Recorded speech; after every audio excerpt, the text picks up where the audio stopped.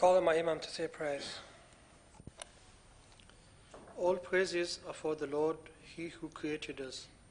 May His blessings be showered upon us and upon this gathering. A descendant of the Prophet Muhammad by the name of Sheikh Abdul Qadir was sent out of his country by his mother for further education. His mother gave him some wise advice, which was to never lie no matter whatever happened. On his way there, his group was looted, and a man asked the child Abdul Qadir, "What do you have with you?" He replied, "I have 40 dinars sewed into my collar, which were well hidden away." The man was shocked at his honesty and took the young child to the leader of the gang. Upon meeting the child, the leader was confused and asked him regarding the matter. The noble child replied, "I cannot disobey what my mother said." The leader was so shocked at this response that it made him remorseful, and he swore to never loot again. He had realized what bad he had been doing just through the simplicity of the child. Truthfulness is a trait of noble people and is always encouraged in every matter. One lie just leads to more lies until events take a serious turn. I hope the Lord gives us all the ability to stay away from evil and gives us His special blessings to myself and those present in this gathering, and to all those who strive day and night to improve our society. Ameen. Okay, please be seated.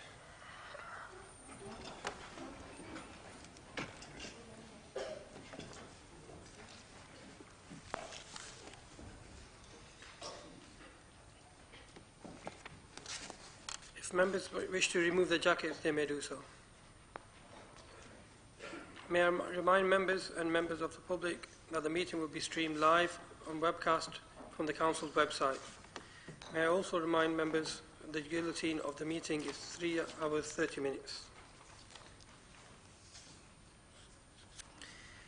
Public questions for Cabinet members.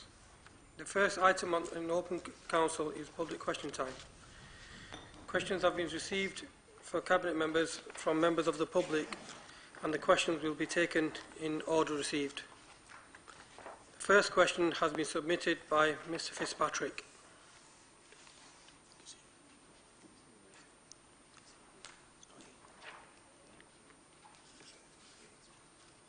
Mr. Fitzpatrick is not here, so I'll read out Mr. Fitzpatrick's question. The planning approval for the new Saddleworth School was overturned because of incompetence by the planning department. Will you be seeking external consultants for the next attempt, and will you submit the planning application for the much needed new Saddleworth School? I call on Councillor Brownish to respond. Thank you. The Saddleworth School application was not turned down because of incompetence. The judicial review judgment noted clearly that it is not correct to characterise the main planning report as defective in the general sense asserted by the claimant. The report is lengthy but not unclear nor factually misleading.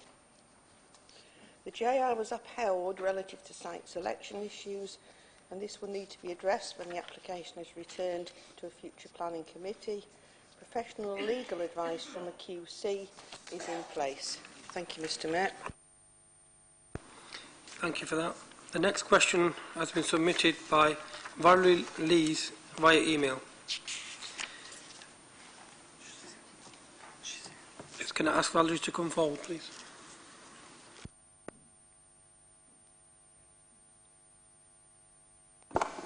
Thank you, Mr. Mayor. Forgive me, I'm a little nervous. I've been in correspondence with St James Ward councillors since the 22nd of the 6th, 2014, regarding my concerns about the dilapidated condition of London Road and Acre Lane, Durka. I have been informed that Keepmoat were responsible for resurfacing the lower section of London Road once the building and heavy traffic involved with the developments was over. Building was completed over 2 years ago.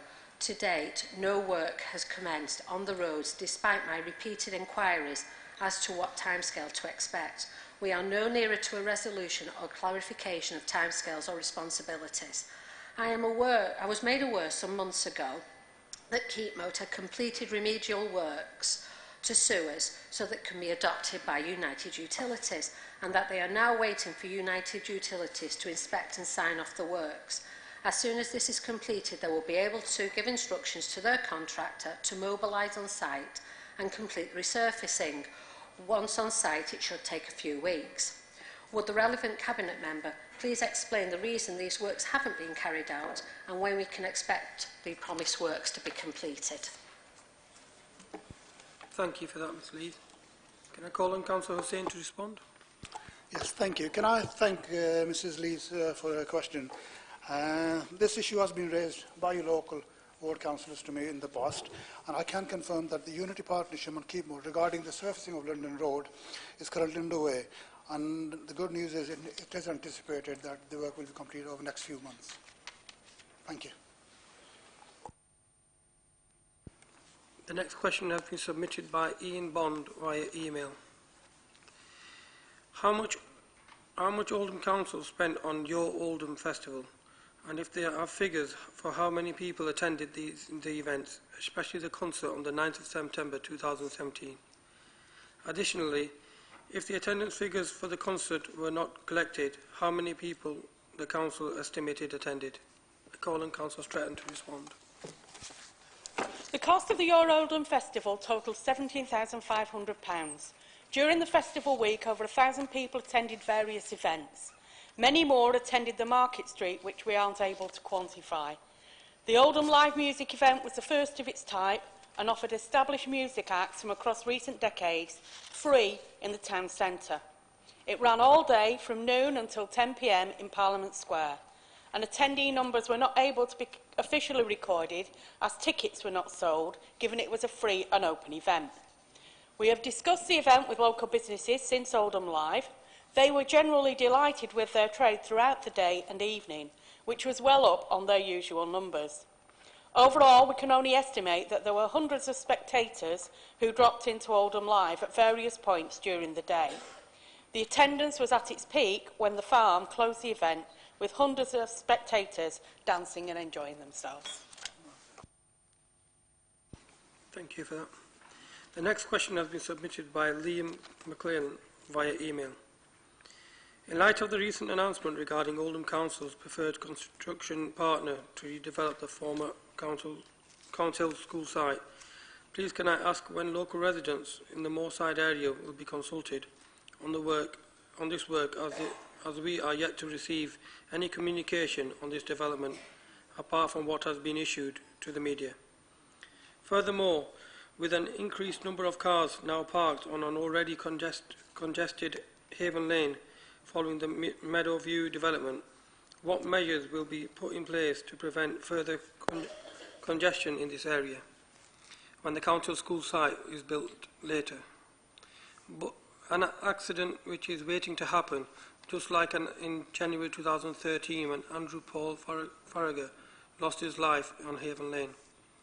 On a number of occasions, my neighbours and I have experienced several near misses due to there being not enough space on the roads, especially on the bend between Counton Road and Haven Lane. I call on Councillor Brownish to respond. There will be a public consultation event on the 27th of November, which will give residents the chance to see and comment on the proposals for the new housing and the former ski slope before they're submitted for planning consideration. And the district partnership team will also be in attendance to address any other queries. As with similar roads in the borough, the safety record along Haven Lane and County Hill Road is monitored on an annual basis. In the last 3 years, there have been no injury collisions along the route between Crowley Lane and Rippenden Road. But as part of the planning conditions associated with the Meadowview development, a series of traffic calming measures will be introduced along Haven Lane to ensure that vehicles can safely enter the main road from the new development and that there will be no significant increase in parking on the lane. Full consideration will be given to additional traffic calming measures as part of any future development of the County Hill site. However, these will include new parking spaces for users of the sports hall, a good level of driveway parking provision and a financial contribution towards further measures in the immediate area. Thank you. The next question has been submitted by Louis Hamblett via email. Can I ask Louis to come forward?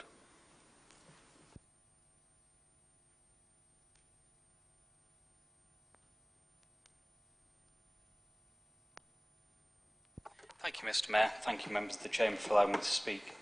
At the last council meeting, a motion was put to the council about level 1 heart provision in the region. Sadly, the council did not join the Central Manchester NHS Trust and Manchester MPs such as the Shadow Education Secretary Lisa Powell fighting against the proposed downgrade. Can the relevant cabinet member tell the concerned congenital heart patients what, if any, steps are being taken to work with local NHS bodies in order to ensure that, since the Manchester Heart Centre at Manchester Royal Infirmary's care provision, to enable appropriate standard of care will be as smooth as possible for all patients concerned, particularly those who are most vulnerable, either by disability or due to lack of finances within the borough. Thank you. I call on Councillor Moores to respond. Thank you, Mr. Mayor, and thank you, Mr. Hamblett, for the question. When NHS England took on the role of the sole National Commissioner of Congenital Heart Disease in 2013, it had an opportunity to drive service improvement and reduce variation in access and quality by implementing a set of nationally agreed standards governing a truly national service. The standards described how to deliver congenital heart disease services of a very highest quality. The NHS believe that the implementation of these standards is the only way to ensure that patients are able to access care delivered to the same high standards regardless of where they are treated. The previous service provided at MRI was below the proposed standards for congenital heart disease services in terms of staffing provision, number of operations provided annually, and the need for appropriate 24/7 surgical or interventional cover to be provided. The decision to cease surgery and interventional cardiology for adults in Manchester ensures that the residents of Oldham have access to a higher quality service, understanding that ensuring safety and quality will require further travel for patients and families. All other care, with the exception of surgery and interventional cardiology, would continue to be provided in Manchester. We can provide assurances that we are liaising with NHS England, the national commissioners of the service, to ensure that there is a smooth transition for all adult congenital heart disease patients in Oldham to have access to the high quality service being provided at specialist centres. Thank you, Mr. Mayor.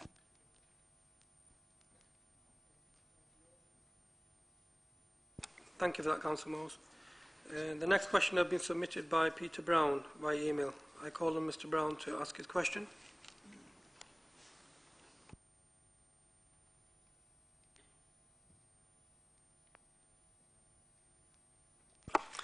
Thank you, Mr. Mayor. Question to Councillor Stratton.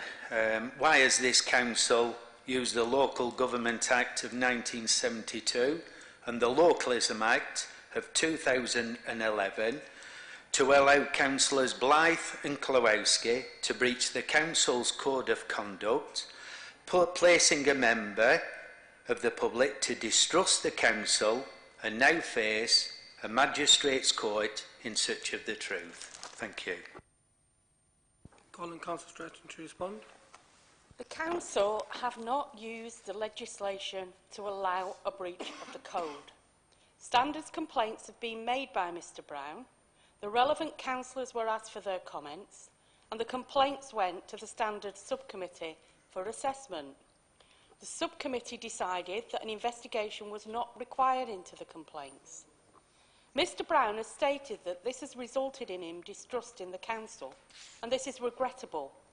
I've also discussed with him his decision that is made that has now led to a magistrate's summons. I advised him against the course of action that he has taken. However, the final decision was his and made in the knowledge of the likely outcomes. The next question has been submitted by Stephen Kenyon via a letter.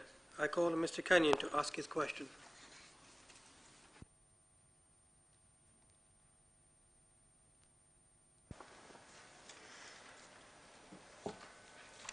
As a member of the public, hearing the gentleman's process, I would like to know why results from the Standards Subcommittee meeting held on the 19th of January at 3:30 p.m. are withheld from the public domain. Are we living in a culture of secrecy? And if so, what have Oldham Council got to hide? I call on Councillor Stretton to respond. When complaints are first assessed, they are considered exempt information, and in this instance, this was agreed by the Standards Assessment Subcommittee. However, if a matter comes before the Standards Committee, if an investigator has concluded that a breach of the code has taken place, that hearing is open to the public, unless there are any aspects of the matter that are considered required to be considered exempt. This is normal practice with standards proceedings across the country. Thank you for that. The next question has been submitted by Sean McGrath via email. To quote from the RSPCA website, we recognise that religious beliefs and practices should be respected. However, we also believe animals should be slaughtered under the most humane conditions possible.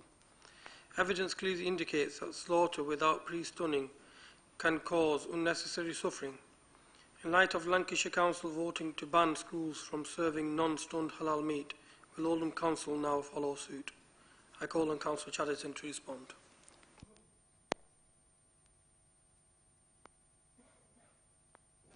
Thank you, Mr Mayor, and can I thank Mr McGrath for the question. All meat provided by the catering service conforms to the UK Assured Food Standards Agency. These criteria ensure that all meat is fully traceable back to the farmer days to UK legal minimum welfare standards.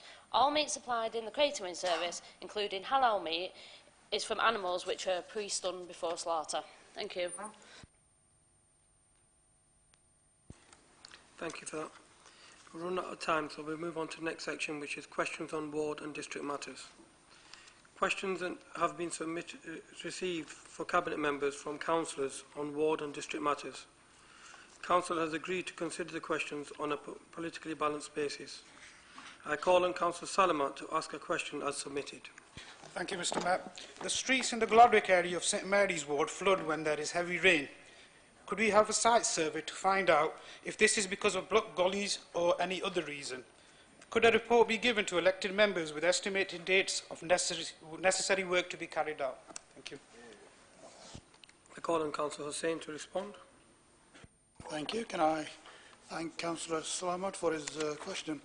I can confirm that the ward members have brought this issue in the past, and currently the problem is being looked at and a report is being prepared, so the ward members will receive the report. Thank you. Thank you, Councillor Hussain, for that. I call on Councillor Larkin to ask a question as submitted. Thank you, Mr Mayor. I regularly receive complaints from residents living close to schools in my ward, complaining about the lack of car parking and congestion caused by thoughtless parents and carers dropping children off at school. Please can the relevant Cabinet member advise what schemes the Council are currently supporting to encourage children to walk to school rather than rely on being driven to the gates? Not only would more walking lead to less congestion, but the health benefits would also help our young people to start off life on the right foot. Thank you. I call on Councillor Moores to respond. Sorry. Thank you, Mr Mayor, and thank you, Councillor Larkin. I'm sure this is something everybody in this chamber understands. We all suffer with parking at schools in our wards. So I acknowledge that walking to school brings many benefits, and those children who walk rather than use the car tend to be generally more active than other children. Walking has the advantage that it requires no preparation, no special equipment or venues, and no expenditure of money. Local schools can choose how much or little they get involved with walking to school activities, whether this is school or parental daily coordinated walking buses, walk to school once a week initiatives, or any one-off walk to school weeks. The next national campaign is on the 14th to the 18th of May 2018.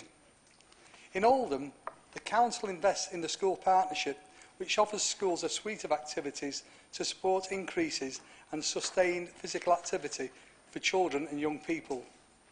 This includes, but is not limited to, walking to school, the daily mile, cycling, swimming, competitive sports, and information on healthy food choices.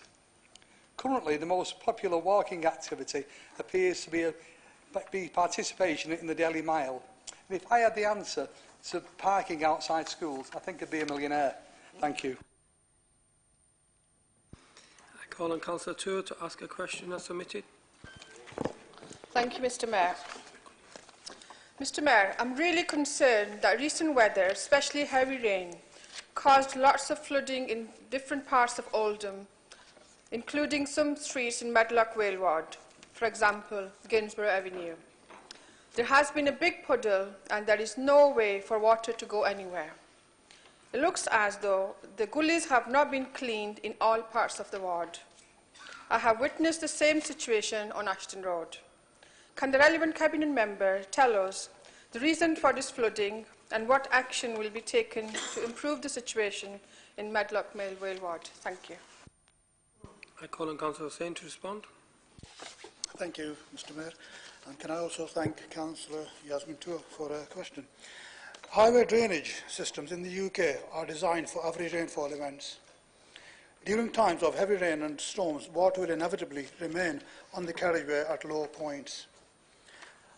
A site visit has been arranged to inspect the location reported on Gainsborough Avenue by Councillor Tour to determine a potential solution, and I can report that the road gullies were last cleared on 5th of September 2017. And the road gullies which were on Ashton Road were cleared on the 26th of April 2017. Thank you. Thank you for that. I call on Councillor McCann to ask a question as submitted. Thank you, Mr. Mayor. I'd like to state I am not the world's best on a computer, Mr. Mayor, but I have a few times consulted the Greater Manchester Spatial Framework website for details of sites offered by landowners for development. As the window for these offers is now closed, I am surprised how lacking in clarity and detail the site maps are on this site. There is, it seems, no comprehensive list of sites, and there's no information about the amount of land available for development on each of these sites, or estimates about the possible number of houses that could be developed on each site. Would the Cabinet member please ask council officers to supply me and colleagues in Saddleworth, Shaw and Crompton, and indeed elsewhere, why this information is not in an accessible and understandable format, or ask, please get Oldham to provide us with the information, or get GMSF to do so in an easily understandable site. I think a lot, Mr. Mayor, of people are looking at this site and are finding it not as informative as it should be. Thank you. Okay, I call on Councillor Brownish to respond. Thank you, Mr. Mayor. I'm advised, Councillor McCann, there is a comprehensive list of all the sites that have been put forward on the GM website, but the officers can pull out the list for Oldham, and I will ask them to do that and let you have it. In terms of the numbers, that's not been assessed yet. Those sites that are not in the green belt have gone back to districts for the districts to make an assessment of what could be developed. So we'll have a figure for that, not quite sure when, but sometime soon, and that will then go out to consultation. Anything that's within the green belt will not be assessed except at GM level. I call on Councillor McLaren to ask a question as submitted. Thank you, Mr. Mayor. The Chatterton Mill is a Grade 2 listed building and is currently used for storage and distribution purposes. Ward councils are constantly receiving complaints about operations at the Chatterton Mill.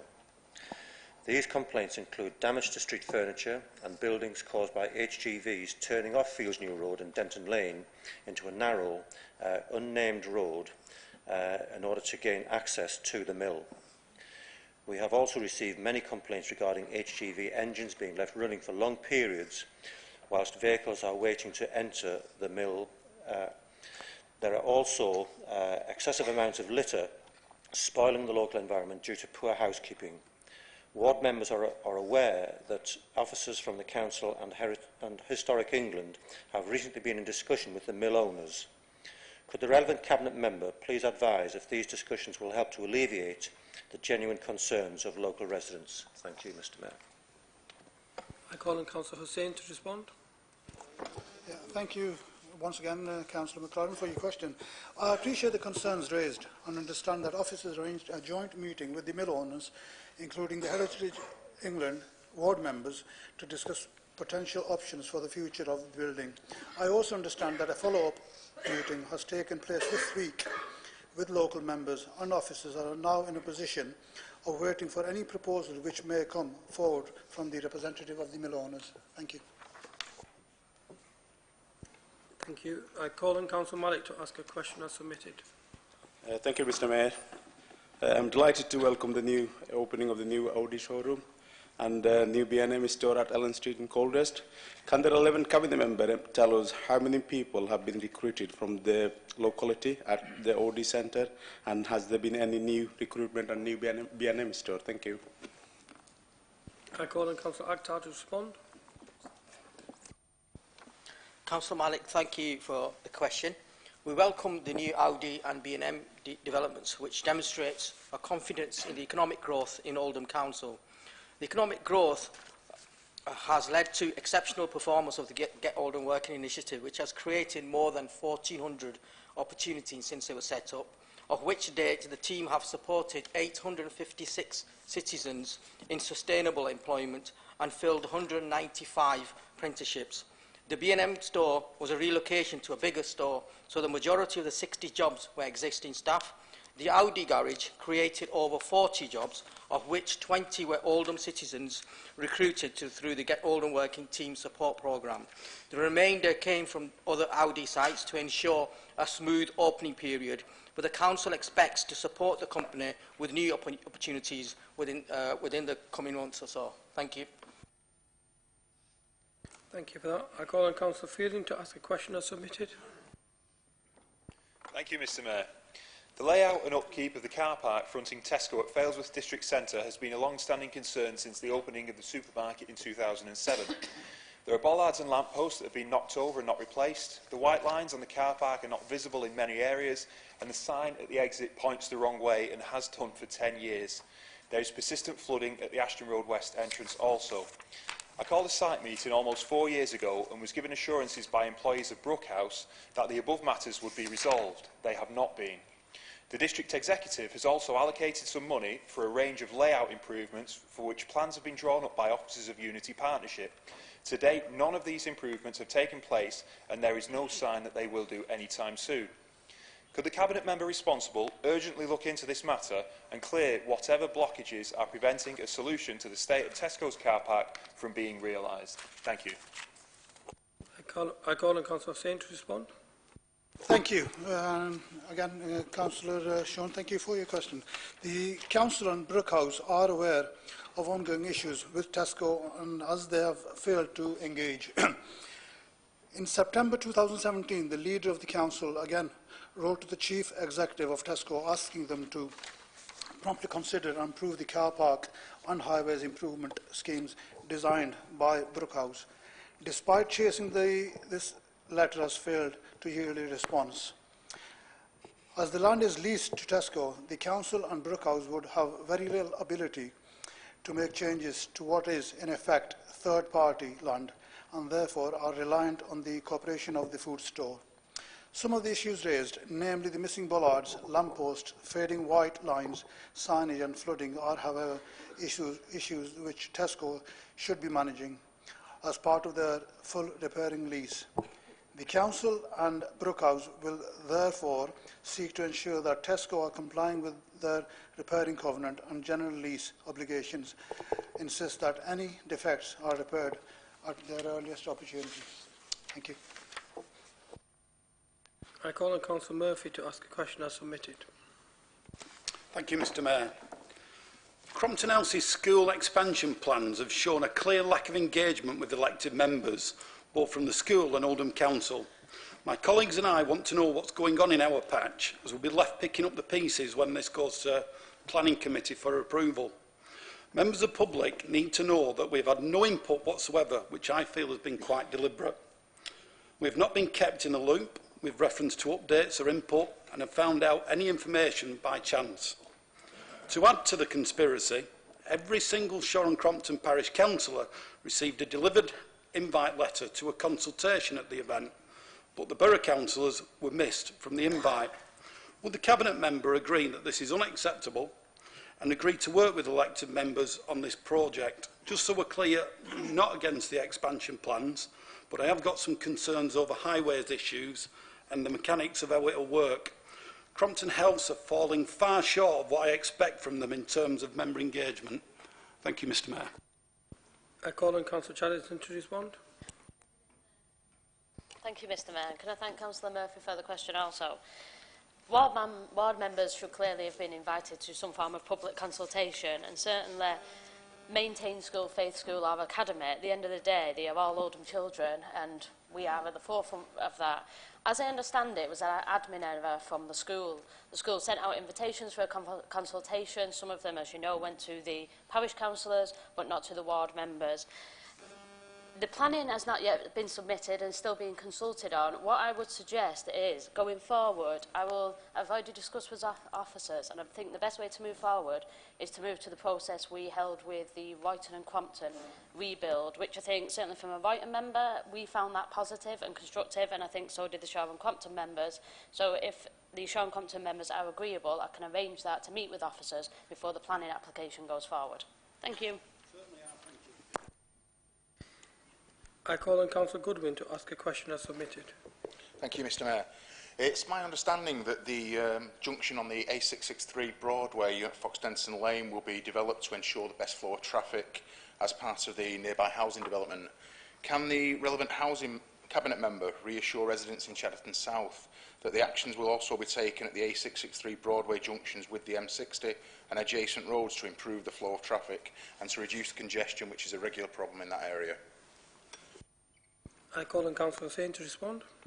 Yep, I will, Mr Mayor. Thank you, Councillor Goodwin, for your question.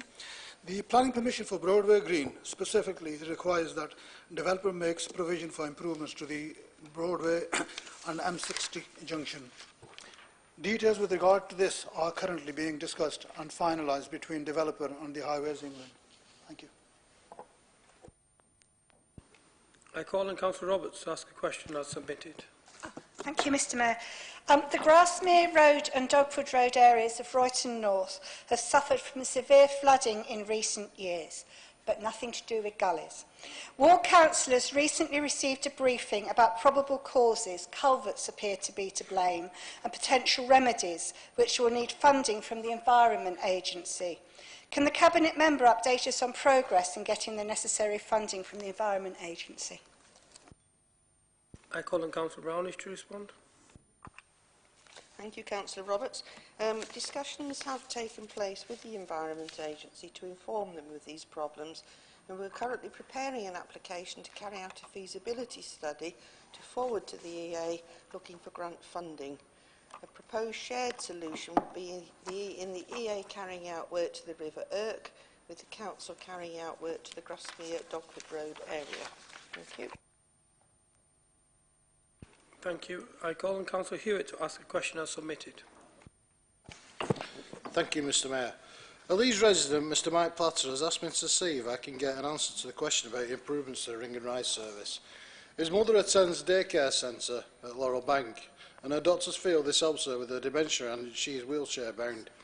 Her main carer does not drive, and they rely on the Ring and Ride service to get to and from the Laurel Bank. Booking is a nightmare. Just this week, they could not find her a trip home, but no trip out. And on the Friday, they got an outward bound, but no return. The booking system is unhelpful. You need to ring in advance a week before, and when they rang last week, they were first in the queue, but still could not get lifts booked in for their mother. Ring and Ride will not take advance bookings for less than 6 people, despite offering a large window for pickups. Users are not guaranteed a pickup at all. The website does not give any information about booking conditions. Could the Cabinet Member responsible pressed TFGM to improve the booking system so passengers can use this essential services for their daycare. Thank you, Mr Mayor. I call on Councillor Hussain to respond. Thank you, Mr Mayor, and thank you, Councillor Hewitt, for your question. I've raised the issue of this ring and ride booking system with Transport for Greater Manchester, and they have confirmed the ring and ride service is a very popular and experiences high demand. An ongoing review of the service has been identified, and that a review of the booking system is required. There is a wish to introduce an online booking facility to reduce phone congestion, and a significant issue is the number of trips that are cancelled, 18%. By enabling an easier way to cancel journeys, it is hoped that this will free up spare capacity that is currently being wasted. Thank you. I call on Councillor Sheldon to ask a ward question. Thank you, Mr Mayor. I would like to ask Councillor Hussain if there's any progress with the reduction in speed at the Royal George Greenfield junction. I would also like to add two other black spots. Recently we've had several accidents at the junction of Oldham Road and Platin Road, Lydgate, where cars are coming off the road and into people's private property. And also, this is not in my patch, but my sister lives there and is forever telling me about this, the junction of Wall Hill Road with Huddersfield Road, Dobb Cross, and there's at least one car every fortnight slides off this road. It's so slippy. Thank you. Can I call on Councillor Hussain to respond? Can I thank Councillor Sheldon for his question? I will gladly look into this, the details you've, if you can pass them on to me or email them to me, I'll make sure that it gets looked into. Thank you. I call on Councillor Williams to ask a question as submitted. Thank you, Mr Mayor. Can the relevant Cabinet member please give me an update on the recent developments of housing in Oldham, please? Thank you. I call on Councillor Brownish to respond. Thank you. There have been several major residential developments in Hollingwood recently. In 2015, Countryside Properties completed 52 new family homes at the former Royd Mill site, and in August this year the same developer finished 80 homes at the former site of Durban Mill. Keep Mode Homes have also been developing in Limehurst Village on land that's been vacant since 1997. They've so far completed and sold 64 homes at Rowan Tree Road and are midway through building a further 69 homes on cleared sites along White Bank Road. Their contribution is gratefully received. Thank you. I call on Councillor Jakes to ask a question as submitted. Thank you, Mr Mayor. Failsworth has been subjected to an increasing number of criminal acts over the last month. Attacks on taxi cabs and 2 serious ram raids in an attempt to remove the ATM machines and other valuables. This has caused significant inconvenience and concern amongst residents who are feeling extremely nervous and worried about increasing crime levels. Can the Cabinet member responsible provide some reassurances to constituents that this isn't the start of a crime wave and press upon those responsible for policing that current staffing levels leave many of us feeling vulnerable, less confident in our ability to rely upon the police force to keep people safe? Thank you. Thank you. Point of order, Mr Mayor. What's the point? I'm a councillor in Failsworth, and this question is being dealt with the district executive. Please. What's the point of order? It shouldn't come to this meeting. There's a lot of going on here. What can be dealt with the district executive? That shouldn't come. Councillor Bates, can I ask you to sit down then, please? We're dealing with it locally. Can I ask you to sit down, please? Thank you. Now call on Councillor Brownish to respond. Thank you, Mr Mayor. The community safety and district teams are working closely with the neighbourhood policing team in Failsworth and Hollingwood, and all efforts are being made to identify people responsible for the antisocial behaviour. Action will be taken as appropriate against any persons who are identified. Other alternative options for intelligence gathering in the area are being considered, including the possible issue of dash cams to taxi drivers. Dash cams have been used successfully in other areas, with evidence from cameras being used in prosecutions, with long-term impact being a reduction in incidents. The Community Safety and Cohesion Partnership does not believe this to be the start of a crime wave, and the partnership endeavours to provide the best service possible within the resources available. But the concerns about the level of police staffing will be brought to the attention of the Divisional Commander and the Deputy Mayor. Thank you for that. I call on Councillor G. Alexandra to ask a question as submitted. Thank you, Mr Mayor. Could the Cabinet member please tell me when Persimmon are going to complete the snaggings on the Northgate estate so that the Council can finally adopt the estate? Thank you. I call on Councillor Hussain to respond. Yeah, thank you. Thank you to Councillor Jane for her question. Officers continue to pursue Persimmons and their developers, and a meeting with the resolution to the outstanding issues are on the agenda. However, I must say, because this has been raised with me in the past, Councillor Jane, and I'm the first one to make sure that it gets to the end, and we want to make sure that your constituents are not short-changed. But unfortunately, the Council has no powers to force the adaptation on the developers. Thank you. I call on Councillor Turner to ask a question as submitted. Thank you, Mr Mayor. Under the Armed Forces Covenant, this authority is agreed to award medium priority to service applicants on the Social Housing Register. Six such applicants have been registered. I believe that one of them is from my ward. At present, it is not recorded how long such applicants remain on the register before being housed.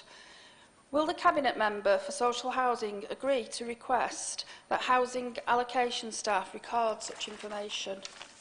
Thank you, Mr Mayor. I call on Councillor Brownish to respond. Thank you, Mr Mayor.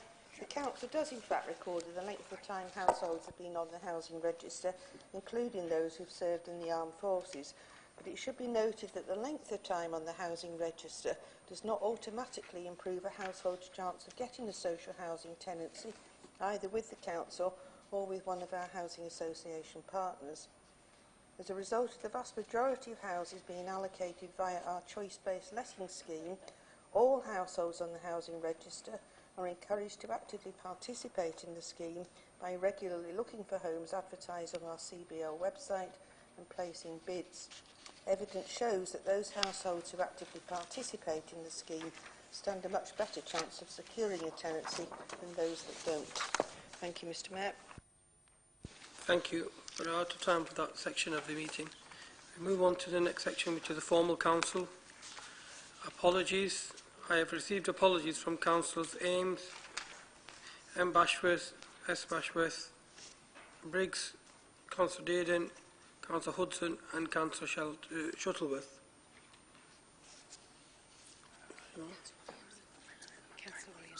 Councillor Williamson. Okay, move on to the minutes. Is Council agreed that the Council minutes for the meeting held on the 13th September 2017 be approved as a correct record? Thank you. Declarations of interest. Councillors Chauhan, Harrison and McCann have personal interest in item 15A by virtue of their council appointment to Mayo Care Board.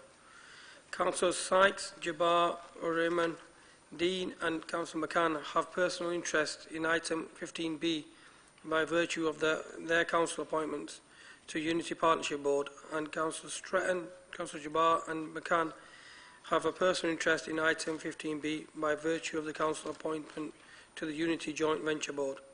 Please can they raise their hands to declare those interests? Thank you. Are there any other interests? Can members declare any matters to the meeting? Councillor Gloucester. Yeah, Mr Mayor. Item 13, which is the administration motion 3, which relates to Greater Manchester Police, and 15B, which is the Police and Crime Panel, is pecuniary interest by means of employment. Thank you. Councillor Gary.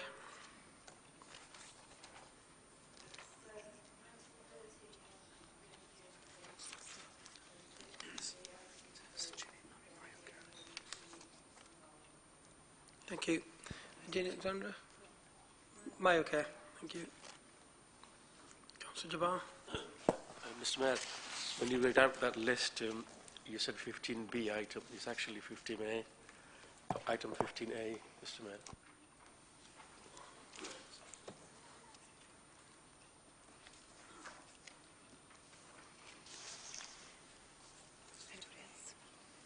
Thank you. Anybody else? There will also be a form circulated around the chamber for members to complete. Urgent business. There are no items of urgent business. Communications. There are no items of communications. Petitions. There are 2 petitions to note as outlined in the report. Outstanding business from the previous meeting. Councillor Steve Bashworth is unable to attend this meeting. James. Meeting, therefore notice has been given in writing to Chief Executive Councillor James Larkin will be second the motion in Councillor Steve Bashworth's absence if Council has agreed. Does Council agree?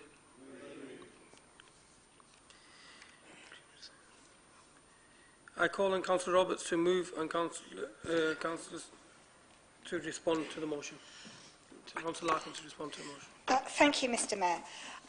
The context of this motion is the government's repeated failure to protect lives from toxic air, both here in Oldham and across the United Kingdom.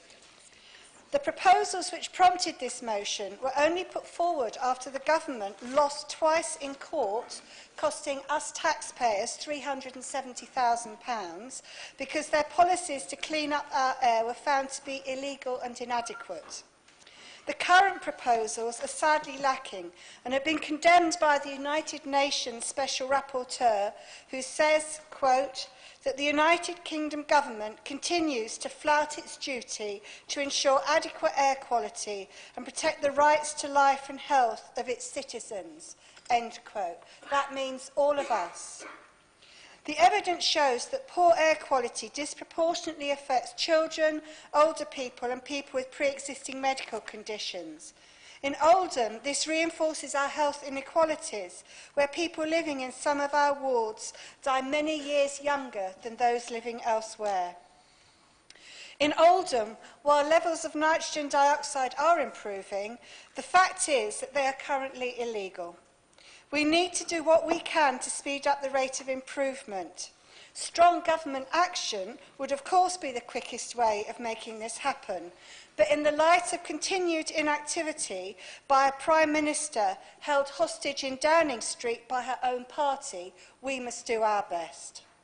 The motion asks us to work urgently in Oldham to bring forward proposals for the borough to reduce the levels of nitrogen dioxide, to work with TFGM and the GMCA to encourage the use of low-emission vehicles, and for all of us to think about what we can do ourselves. This could include thinking twice before jumping in the car, could you walk instead, planning car journeys to minimise the number of journeys, and, this is really my pet hate, turning off the car engine while you're sat there waiting for somebody. You're not going anywhere and all you're doing is churning out toxic air. And even if you live in the right part of the borough, you could think about taking up cycling. Nitrogen dioxide, to be serious though, nitrogen dioxide is a silent killer. We need to make sure that everyone understands why it's important to reduce the levels and how they can help. I move the motion. I call on Councillor Larkin to second. Thank you, Mr Mayor. As was noted, I've only spent the past hour and a half researching this motion, so I'm going to be very brief. I'd just like to build on what Hannah has said about, in her moving the motion, about the inadequacy of the plan that has been put forward by the government and why they are being sued for a third time, which is quite incredible for a government to be sued 3 times on the same matter. It's such a vital issue for everybody. 40,000 deaths every year are premature as a result of pollution. 23,000 of them directly attributable to nitrogen dioxide. It's been illegally high since 2010. Yet despite this, the plan that the government has put together and has tried to enforce on councils actually requires no action to be taken in 45 local authorities across the country that have this illegal level of nitrogen dioxide, which is quite incredible. Areas such as cities such as Liverpool, Leicester and Sunderland. Making it a local issue, relating it locally to my ward of Royton North, the traffic has got progressively worse in Royston North. There's more cars on the road, we all know that. As my question said earlier, there's more people parking up outside schools, etc. And the population is only going to increase over the next 10, 20, 30 years. So there's going to be more cars on the road. And that's why it's so important that action is taken, sufficient action as well. So, like I say, it's Planet Earth is moving this legal action, and I think it brings into sharp contrast the lack of movement and action that is being taken by the government, and that's why I ask that you support the motion. Thank you. Thank you. Does any member wish to speak on this motion? Councillor McCann. Thank you, Mr Mayor. I fully agree with this motion. I think, if anything, we've been a little remiss in bringing it because the government has been a disgrace and it is a national problem. But it is also a local problem. I'm lucky I live in Saddleworth, and if I stand on top of Lydgate some days, and Councillor Roberts probably can say the same thing looking down from the hills, you can actually see the haze of pollution lying over Manchester in particular and also over Oldham.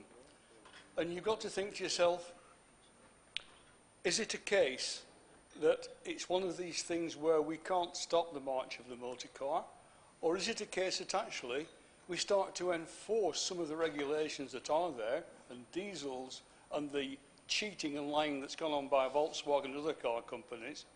That's got to be stopped, they've got to be punished, and people, when they take their car in for an MOT, have got to be failed if it's polluting.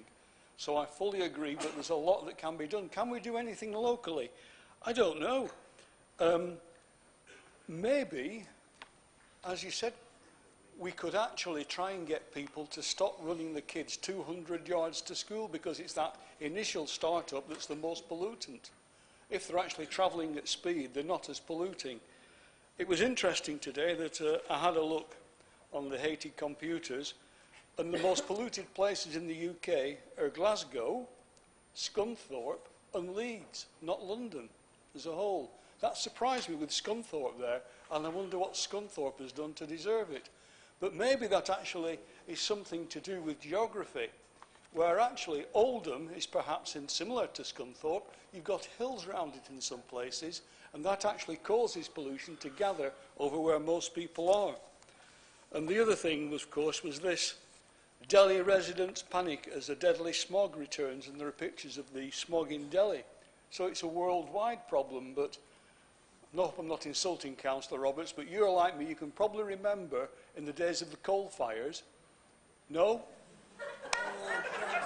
There you go. I was in Preston, days of coal fires, you could actually go down the street. Preston, so you know. From Preston, yeah. And you actually hold your hand out and you had a job seeing past it. The conductors used to walk in front of the buses to try and get you home. So it's one of those things that if the diesel and the pollutants were actually as large as the old coal pollutants, would we be in the same place with the smog and the banned coal fires? Would something be done about it if it was actually that we couldn't see rather than just this haze we have? So I fully support the motion, Mr Mayor. I think it's excellent. Thank you. Councillor Blythe. Thank you, Mr Mayor. I stand to support this motion, but I don't think it goes far enough. And I say that because there's no mention of central heating boilers in this, and everybody knows that's my game. So I'll tell you, anything that's over 5-7-year-old is not a low nitrous oxide producing boiler. So for 80% of our homes in this town are producing large amounts of nitrous oxide from the home. And if we could push the Keep the Warmer Homes grants in Oldham, they would get low NOx boilers, and that would reduce significantly, because what everybody forgets is about the boiler, what's running almost 10 hours a day in most homes, producing nitrous oxide and other pollutants. And sometimes we do retrograde things in Oldham, because where I lived, Erdon Mews, we had 5 boilers that heated 100 flats. They weren't low NOx boilers, but they've now put everybody onto an individual boiler, so we've got 100 boilers, all producing nitrous oxide now, even though it's low quantity. If they put 5 low NOx commercial boilers in, it would have produced far less. But we don't think about the air quality. It was cheaper to put 100 boilers in rather than upgrade the heating systems. So it's not just vehicles, it is central heating boilers. It is some places where we're still having coal and wood fires burning. Very few, but they are still there. But let's not forget, let's add boilers in as well, and let's get the true figure. And if you live in Shaw, last night there was at least 20 HGVs sat waiting to get into Yodel, all sat idling, all sat polluting, and not one of them turned their engine off, and there is no plans to improve by Yodel to get those vehicles into the road quicker. We know it's November and it's their peak time, but they should be prepared for the peak time, rather than letting it happen every year, year on year, and year on year we write to them, complain to them, and nothing happens because after November, peak's gone, and the vehicles aren't there in those numbers. So there's some work to do with local companies, and there's also some work to do with what we do in our own homes. And let's not forget, you know, central heating boilers produce quite a lot, and there's one in every house nearly. So just to add that, and fully support the motion. Thank you, Councillor Blythe. Does Councillor Roberts wish to reply? Just to say, I'm sure that the air quality subgroup can take into account the comments that Councillor Blythe has made about boilers. So that's a point well made. Thank you. And I'm sorry to disappoint Councillor McCann. I actually do not remember pea supers. However, my mother has told me stories about walking through pea supers. Thank you for that, Councillor Roberts. Does the Council agree with the motion? All those in favour? That's unanimous. Thank you. The motion is carried. Leader's annual statement. I call on Councillor Stretton to present an annual statement.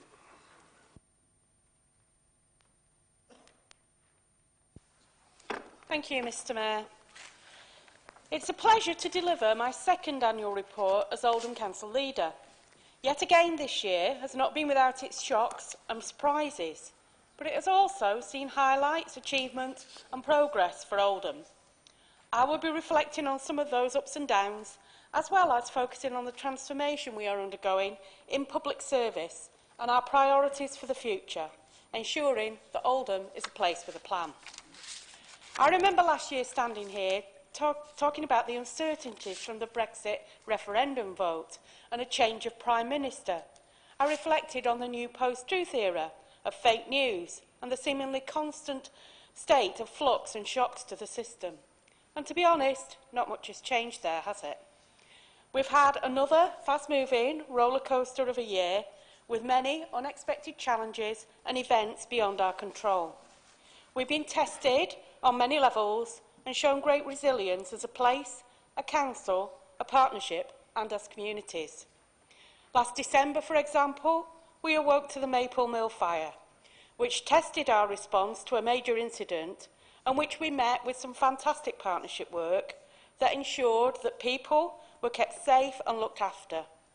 And in July, those same partners came together to support people displaced from their homes as police dealt with the siege in Shaw. We've also had localised flooding, the usual deluge of wintry weather, which will soon be upon us again, no doubt, false allegations of a local Trojan horse plot, the sudden closure of the Oldham Evening Chronicle, and the closure of the University Technical College. There were sad losses too. Royton Councillor Tony Larkin and Carrie Sutton, our Director of Education and Early Years, both died earlier this year. And the dreadful Manchester Arena attack, which had such a tragic impact on local communities, with the deaths of Royton mums Alison Howe and Lisa Lees. Turning to the present, as with much of local government, our financial challenges remain constant. More than 200 million has been taken from our funding since 2009, and an impact on public services is unavoidable. I wish it were different, but the harsh reality is that other than statutory services which the government requires us to provide, whilst at the same time slashing our funding, practically nothing else can be exempt from consideration, as we are forced to make more cuts relentlessly year on year. This year, the challenge has been even harder than ever before in finding £24.8 million. And that sits against a wider backdrop, of course, of Brexit. Almost 18 months on from the referendum vote, we remain, like everyone else, uncertain as to how it will unfold and what it will mean for us as a council and as a borough. Councillor Sykes wrote to me a couple of weeks ago asking that full council receive an update on the potential repercussions of Brexit at either this or the next meeting. Unfortunately, such is the complexity of the various issues, it was not possible to bring it to this meeting, but we will bring a report on this important topic to full council in December. Amidst all of the uncertainty, we must not lose sight of the fact that there is also genuine hope. We are blessed with fantastic assets in our borough, and the past year has shown that time and time again.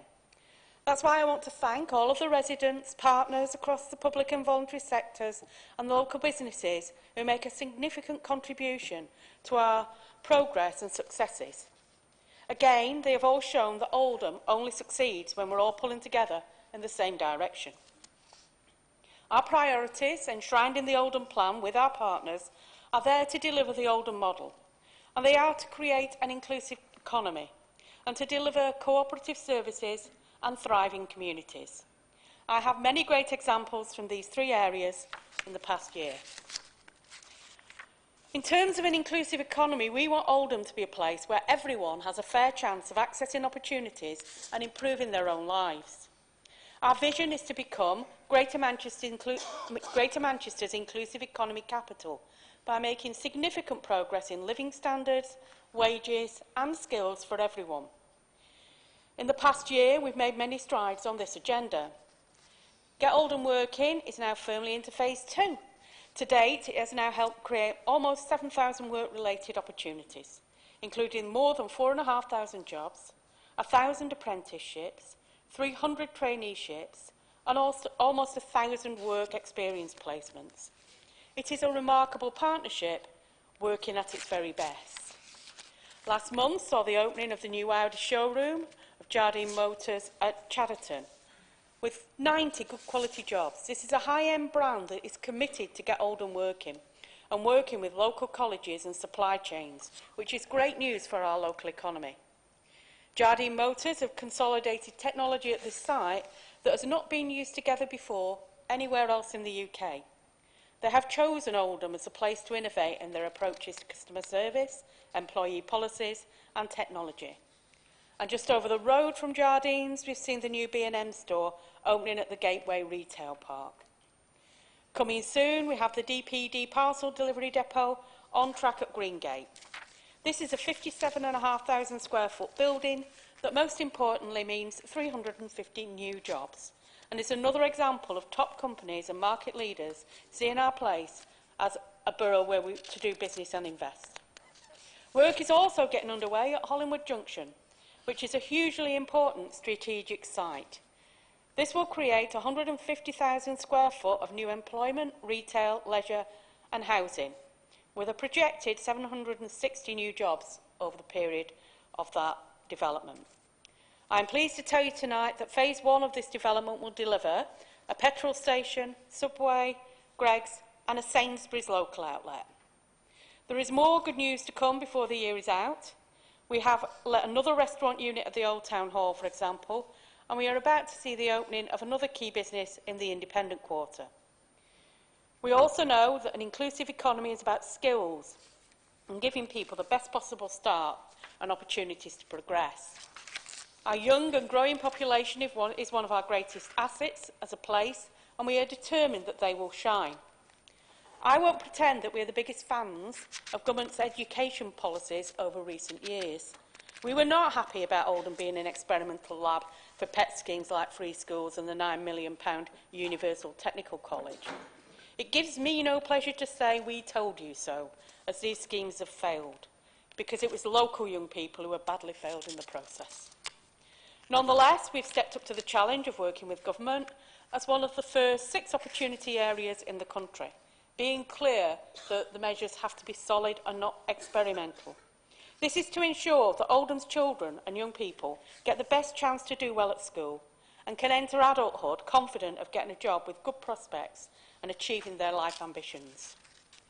The opportunity area is a promise by national and local government, education leaders and teachers, voluntary organisations and employers to make change happen.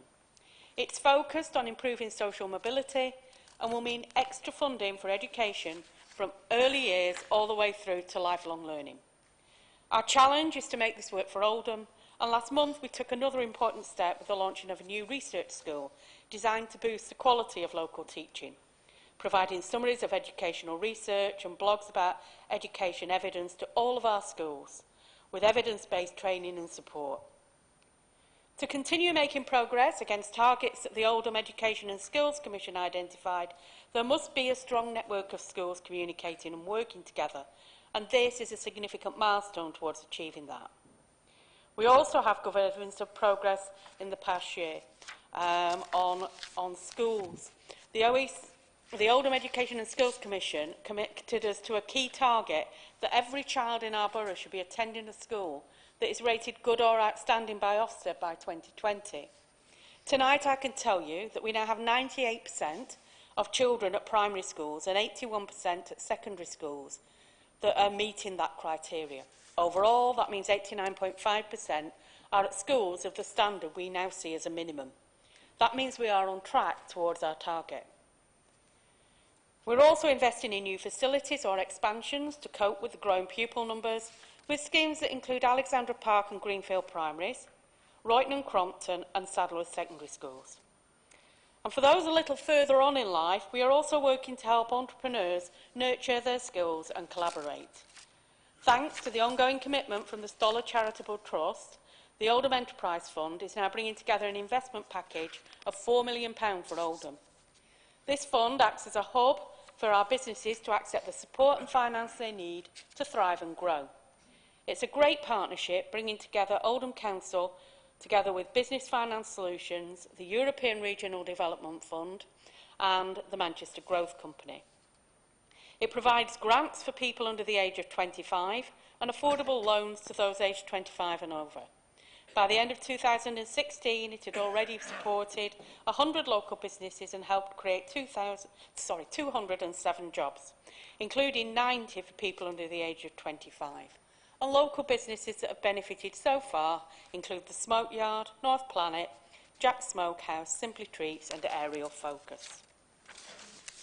Our Skills for Employment programme is also helping residents improve their skills and confidence to find sustainable employment. Since launching in April 2016, more than 50% of residents given a placement have since found work, and that work was recognised by our recent Employee of the Year award from the Manchester Growth Company. Our new digital enterprise hub opened in July as home to Wyra, the UK's Open Future North, and Hack Oldham. As part of that, Wyra Fair by Design is supporting tech startups focused on products and services that tackle the poverty premium. So the poverty premium is where people from low-income households pay higher prices for essential goods and services such as energy, insurance, borrowing, transport and food.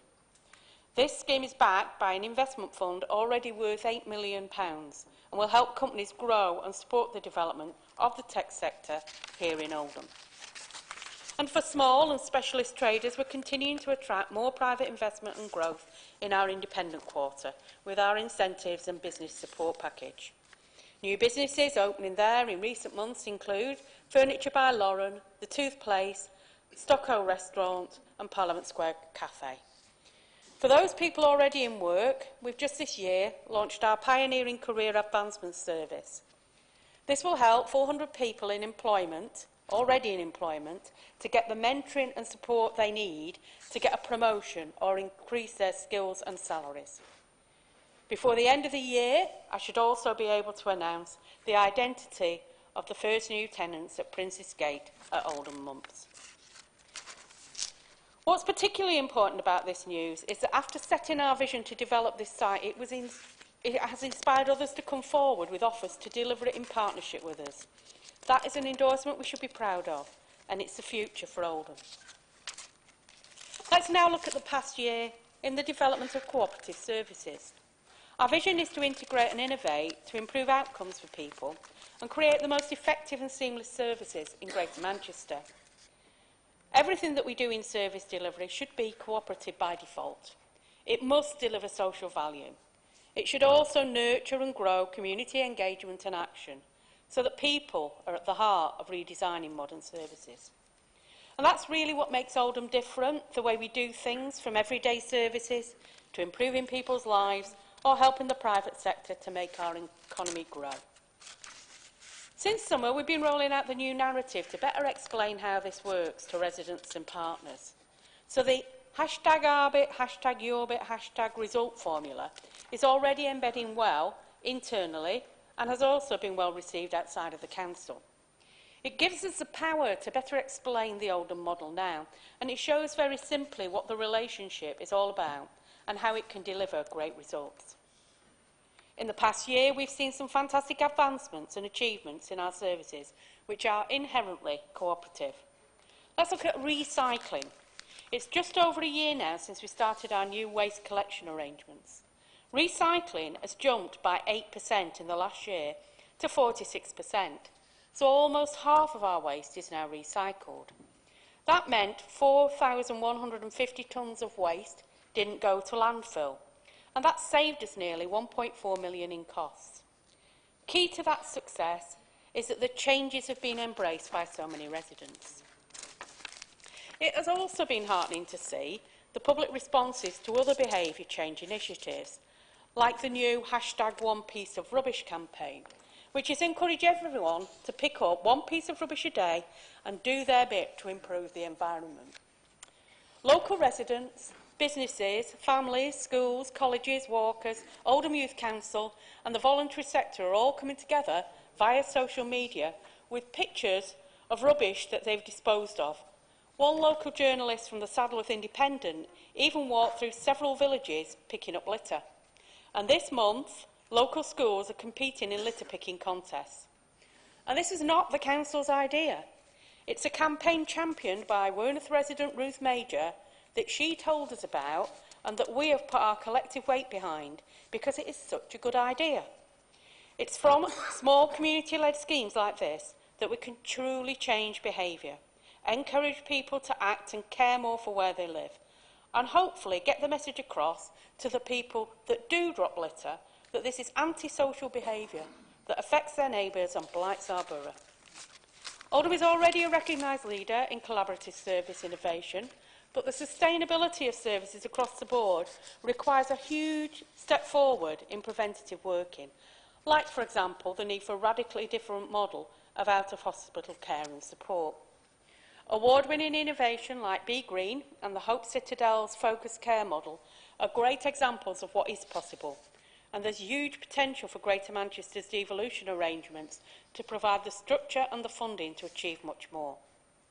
Andy Burnham, the Mayor of Greater Manchester, came to Oldham recently to see a showcase of the work that Oldham Council, the Oldham Clinical Commissioning Group and other partners are doing to integrate our health and social care work into one system.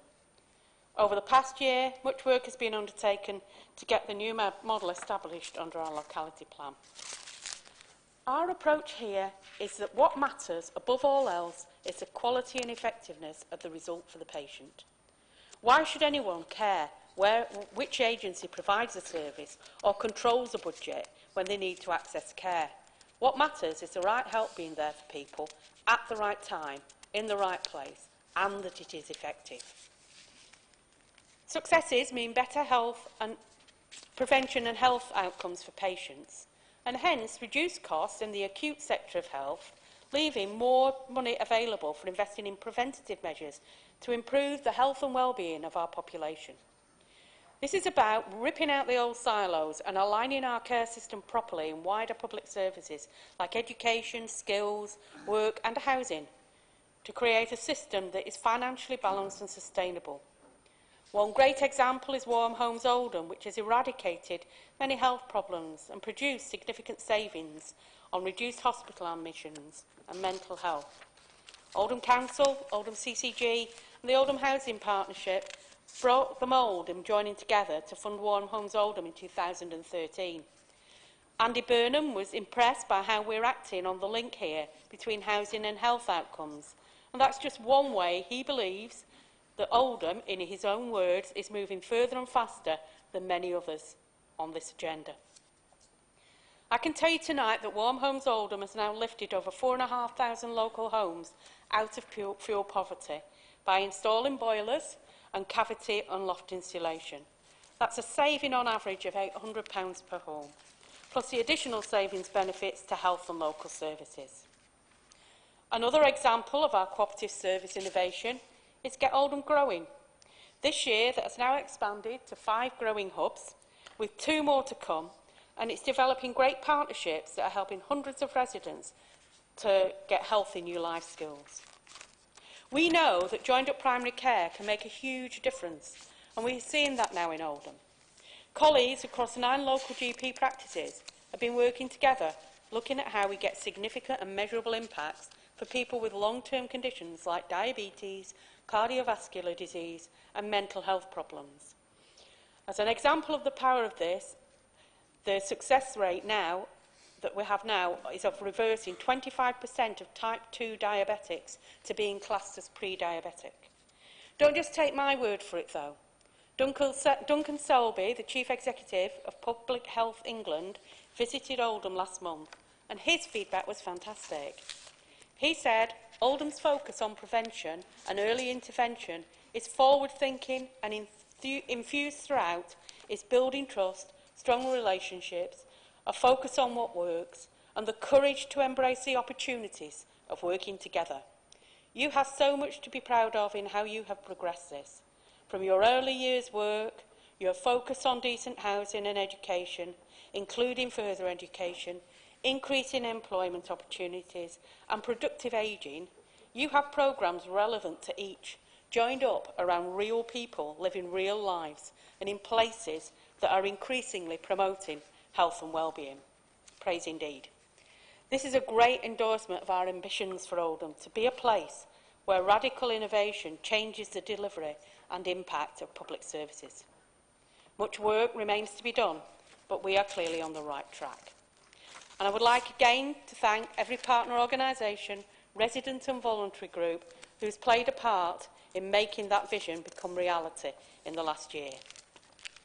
On the subject of health outcomes, it would be remiss of me not to highlight the opening of the magnificent Maggie's Oldham Cancer Care Centre this summer.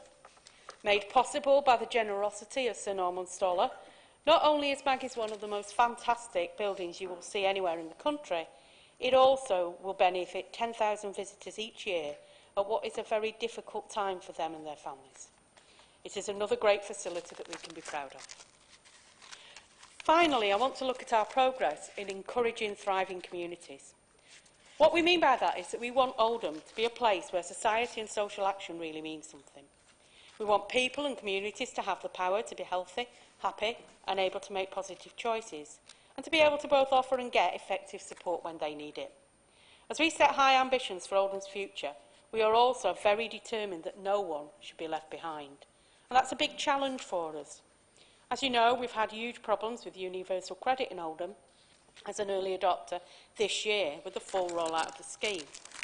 We've lobbied hard for an immediate halt on the 6-week delay to initial payments, and we are working hard to support those people affected. The local impact has been dramatic. Oldham Food Bank has seen a 77% increase in people getting food parcels due to benefit delays or changes.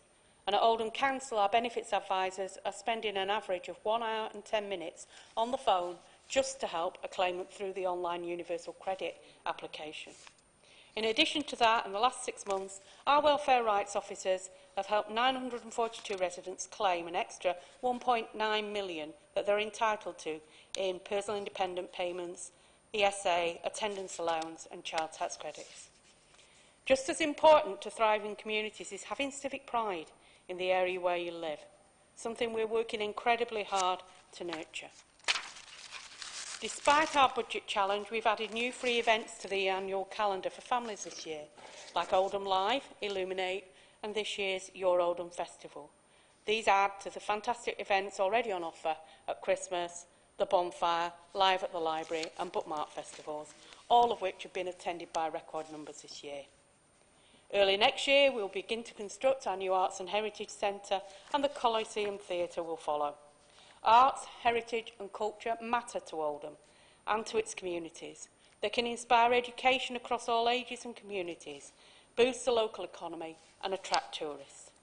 This new cultural quarter will give everyone access to fantastic arts, culture and leisure opportunities that Oldhamers deserve. It will be another development that puts Oldham on the map and part of our offer helping to make local people proud again. This is a very worthy project following the footsteps of the Old Town Hall, which has picked up 10 awards so far, so naysayers and doommongers hear that, and so many nominations that we've struggled to keep count of them this year. We're also continuing to invest in our districts and facilities, one example being our recent commitment of £2 million to deliver a major new upgrade to Royton Town Hall with a new library, meetings rooms and office space, and the ongoing extension of the independent quarter scheme to Lees, Shaw and the Failsworth A62 corridor. We also know that thriving communities need new homes that are aspirational and provide a better range and choice for families. Several housing schemes have completed this year and work is now getting underway at Broadway Green to build 210 new family homes. The construction of 148 homes and 9 apartments has also started at the Lancaster Club in Failsworth. And we've just appointed Red Row Homes to deliver 60 new properties at the former Count Hill School site. At the same time, our selective landlord licensing scheme is continuing to put pressure on those irresponsible landlords and tenants who blight our communities. There will be no let-up in our zero-tolerance stance on this. All of this work is part of investing and engaging deeper than ever before within our communities to create genuine new relationships between our people and public service. So to sum it up, it's been a busy year. There are many other positive developments I could have mentioned. In the past 3 weeks alone, for example, we won gold at Britain in Bloom Awards in the Champion of Champions category. We scooped 3 awards at North West in Bloom, including a prestigious Growing Communities Award that recognised how embedded our In Bloom activities are in communities across the borough. We've also been named the best local authority in the country for supporting community energy projects at the Community Energy Awards. But as I said at the start of this report, the landscape for Oldham remains a challenging one.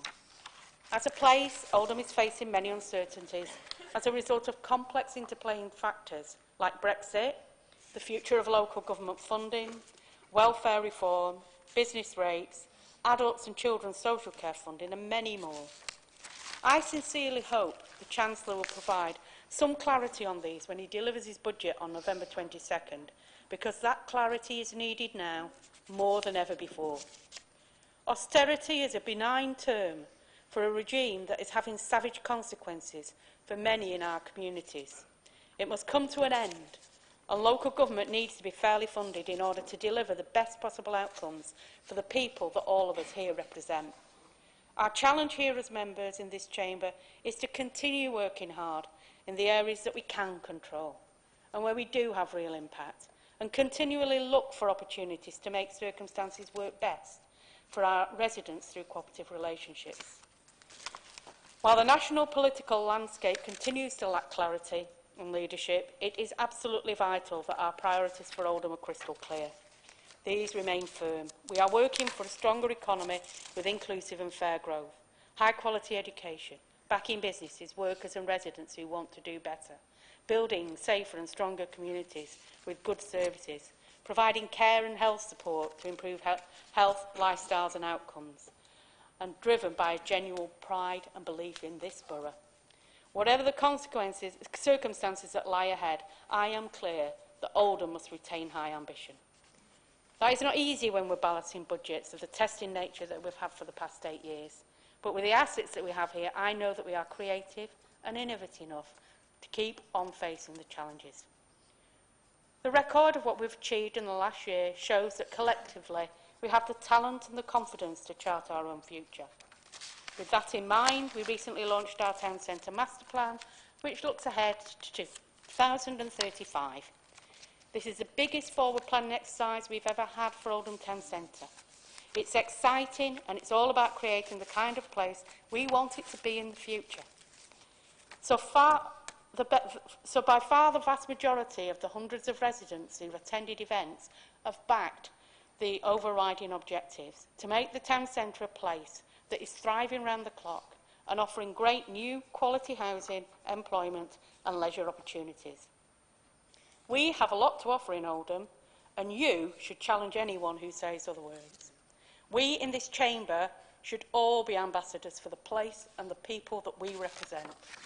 I am determined that we'll be a big voice and a destination within Greater Manchester, and this master plan will help us in that respect. As many of you are now aware, thanks to Dr. Kershaw's hospice, I've recently become very familiar with the cha-cha-cha and the bachata dance routines. But when it comes to leading Oldham Council, I promise you, there will be absolutely no sidestepping any of the challenges that lie ahead. We cannot stand still, and we will not stand still. Thank you.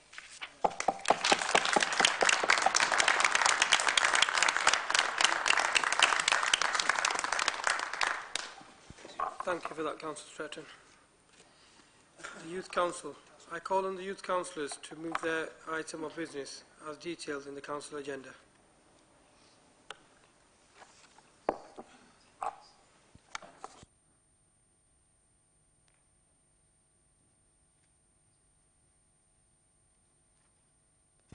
Thank you, Mr. Mayor. The Youth Council believes that work experience is an essential component of young people's transition into responsible and confident citizens, and is an excellent introduction into the world of work. These short-term placements inside an organisation help young people become acquainted with the workplace, which will improve their employability skills to create well-rounded individuals. It may also provide an insight into a particular industry which can help decide their future career paths. The Youth Council is aware of a survey by the City and Guilds Vocational Training Organisation. About 80% of employers think work experience is essential, and 2/3 of employers would be more likely to hire a young person with work experience over someone with none. There are also multiple benefits for the local community when businesses offer work experience to young people, not least due to the links forged which may help them get a foot in the door of the world of employment, and the firm may find that they have an enthusiastic and experienced new recruit on their hands in the future. The Youth Council believes that if a young person has a worthwhile work experience in Oldham, it can only incentivise them to remain in the area after completing their education or training, as they have become more aware of the career possibilities on their doorstep. They have a goal to aim for, and as a result have a purpose to work hard and gain the relevant qualifications after completing work experience, thus raising both aspirations and academic achievements in the town. Indeed, people who have had 4 or more interactions with employers during their schooling years were 5 times less likely to be unemployed at the end of them, according to recent research. Throughout Oldham, however, provision is inconsistent as work experience is not a statutory obligation in schools. It can often be challenging for young people to find suitable placements themselves, and as a consequence, many miss out on this vital experience. As a youth council which strives to represent the views of young people and champion their issues, we feel that it would be imperative to urge the council to take this issue seriously. In this year's UK Youth Parliament's Make Your Mark campaign, we balloted over 17,000 young people, which represents approximately 70% of Oldham's young people. This was the second highest turnout in the United Kingdom. Work experience hubs for 11 to 18-year-olds was the #1 issue that our young people were concerned about, with over 2,600 voting for this topic. The Youth Council's long-term commitment to campaigning for a curriculum for life, an educational experience which adequately prepares students for responsible adulthood, also extends to a genuine demand for work experience which is beneficial to both parties involved and leaves young people feeling optimistic for their future. The Youth Council believes that it is an invaluable opportunity and it shouldn't be decided by the connections that your family has or a postcode lottery, that your school has the resources and a well-developed work experience programme. The Youth Council would like to take this opportunity to recognise the work done at Oldham Council for the past overview and scrutiny of the work experience provided in Oldham. From this work, we know that schools may not offer any work experience opportunities. Some may offer a small cohort of placements, and only a tiny majority of schools organise work experience for an entire year group. With our Make Your Mark results, the Youth Council plan to work closely with organisations such as Get Oldham Working and Positive Steps to see how this offer can be increased and how young people can be supported so that they are aware of how to maximise their usage. The Youth Council also hopes to look at the feasibility of a face-to-face or an online work experience hub. However, there is only so much that the Youth Council is able to do, and we call upon the Council to support the following resolution. The Youth Council asks the Council to resolve that Oldham Council recognises that Oldham is committed to providing quality work experience opportunities for all its young people, and write to the Secretary of State for Education and the 3 MPs in our area, asking that work experience arrangements becomes a statutory duty for all schools. Thank you. Thank you for that. Does any council wish to speak? Councillor Harkness. Thank you, Mr Mayor. Just quickly, I stand to support this motion on behalf of the Liberal Democrat Group. I think it is important that we give young people work experience to get the suitable life skills that they need. On the radio on the way to work this week on Tuesday, they were interviewing a younger lady who was also part of this campaign to try and get people the right work experience, and she was saying some of the things like it's very different going to work as it is to being at school, and the very sort of just travelling to the work experience placement. She was going to an advertising agency, was a great of importance to her, and she was shadowing some of the people who were doing the advertising, and she even also had the responsibility to use the credit card for the company to get some various things as well, and said how invaluable that was. But I think the key thing is, at the moment, is very sporadic because there's no statutory obligation. So in Oldham, we'll have, as we've said, we'll have some schools that will do lots of work experience, some which will do none, and that isn't fair. So we do welcome the Curriculum for Own campaign. We support the resolution, and we need to start putting pressure on these schools which are not providing any work experience at all. Thank you, Mr Mayor. Thank you. Councillor Rim. Thank you, Mr Mayor. Just quickly, can I just congratulate you, because it's the first opportunity that we've had since the votes at 16, and as I believe it was yourselves, Oldham Youth Councillors, that first brought it here, and it ended up in Parliament, and that just shows what can happen when young people like yourselves want to campaign on an issue. And can I just say, I'm proud of both of you for the delivery of your speech, and I'm quite embarrassed that my niece can speak better than me, but hey-ho. And on your current motion, can I just say, this is something that I support. I think it's been mentioned earlier today, social mobility is something that's important to everybody in this chamber, and we will be supporting this as much as possible. Can I call on Councillor Chatterton to move? Thank you, Mr Mayor. As I understand it, for Council to accept the resolution, there needs to be a mover and a seconder, and then Council has to vote on the resolution. Is that correct? So I'll rise to move the proposal to support the resolution on behalf of the Council. I think Councillor Akhtar will second the resolution, second the movement of the resolution. I agree about the value of work experience and how it is vital, and since 2010 with the change of government we obviously lost connections, and it's moved down and down on people's scale of priorities, particularly at some schools, for a combination of reasons, budget pressures being one of them.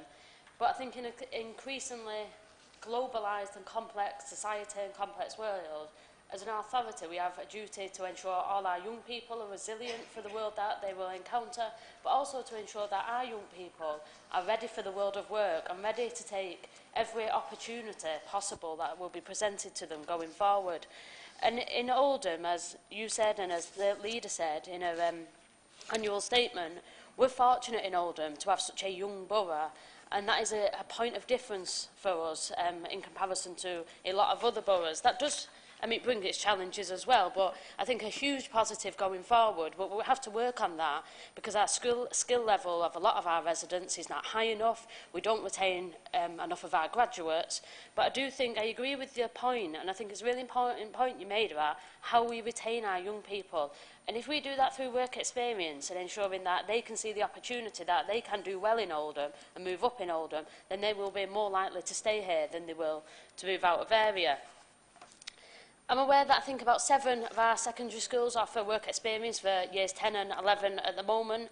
That doesn't mean that the others don't, or they may offer it to a certain cohort, but that is the understanding as we have it at the moment.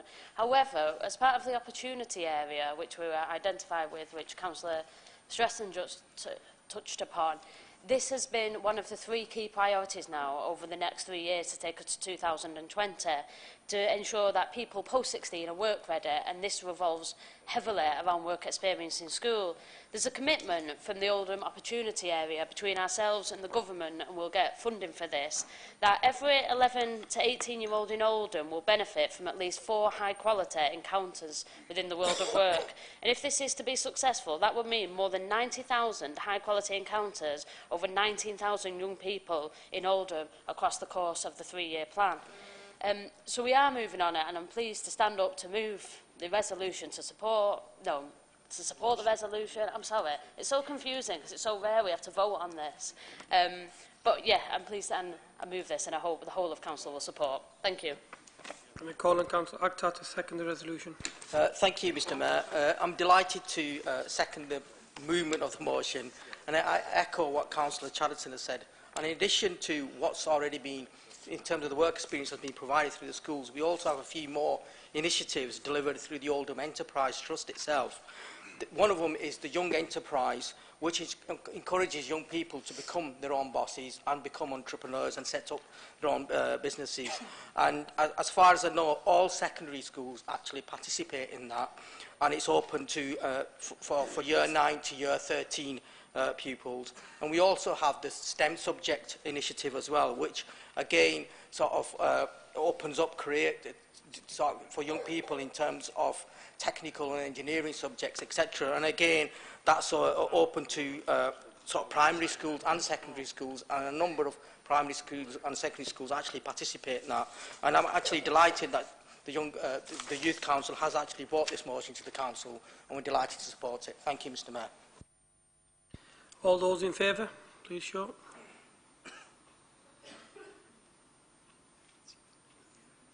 Those against? Any abstentions?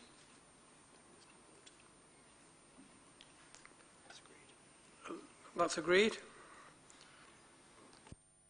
Thank you for that, Youth Council.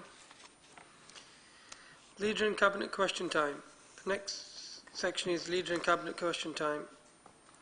The Leader of the Main Opposition will ask his questions. Councillor Sykes.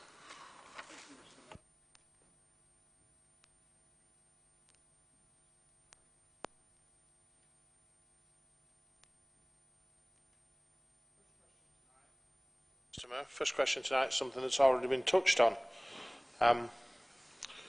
It's when the game change is going to start changing the game. My first question tonight concerns developments, or rather lack of them, at Prince's Gate.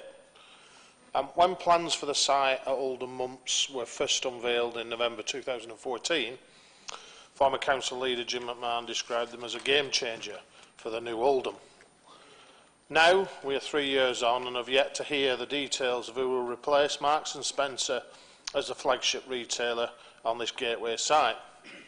Embarrassingly, there are still many graphics in the town centre and elsewhere on display showing Marks & Spencer at the heart of this proposed development. This saga seems to be lasting longer than the Games of Thrones, but it's not as captivating, bloody, or as exciting.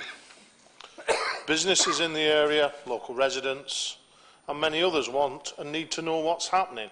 The silence is deafening. Earlier this year, we were promised an announcement in the near future, and that was 5 months ago. Has a commercial deal been struck? Did the Cabinet approve a deal for Prince's Gate in June? If it did, so why is there a long delay in making an announcement? It's now 5 months on from that Cabinet meeting early this year and we've still got no news. I'm sure lots of people in this borough will be keen to hear what's going on and what the plan is. It's long overdue some game changing on this site started to happen, and would the leader agree it needs to happen soon? Councillor Stratton to respond. I do agree it needs to happen soon. I'm sure you also understand that whilst deals may have been struck, there are commercial arrangements that need to go on before they can be formally announced. And as soon as they can be formally announced, they will be formally announced. Councillor Sykes, second question. Got my fingers crossed for Father Christmas then, Mr Mayor. Second issue, and just before that, I hope you give me 10 seconds indulgence just to congratulate those involved in Britain in Bloom that have received another award. That reward that when we first entered that was pilloried by the side opposite and they were going to pull out of it. And it's the best thing since sliced bread now. Couldn't miss that opportunity of saying that, Mr Mayor. Second question tonight, Mr Mayor, is about sexual harassment and inappropriate behaviour. This is of great public interest and concern, and I'm sure my colleagues in this chamber will have been, all colleagues will have been unsettled to hear the news of seemingly widespread instances of sexual harassment in Parliament. Such reprehensible behaviour will bring Parliament further into disrepute, if that's possible, something we as councillors should very much regret, as this will further undermine the electorate's overall faith in the functioning of any aspect of British democracy, including that of local government. Prime Minister Theresa May has indicated that she will be instituting a new code of conduct in Parliament, and we must hope that this will go some way to address this issue. But, Mr Mayor, tonight I'd like to ask the Leader of the Council for a reassurance that here at Oldham Council we're one step ahead of the crowd in having robust and exemplar policies regarding sexual harassment in place. Policies that enable and encourage those amongst our staff, or indeed our elected officials, who suffer this indignity to report such incidents. That we have a support network in place for victims. That all such reports will be rigorously investigated. Offenders will be swiftly disciplined.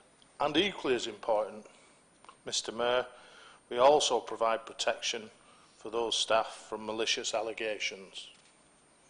Apparently in Parliament an idea is being explored that staff will be able to report concerns to an external independent body.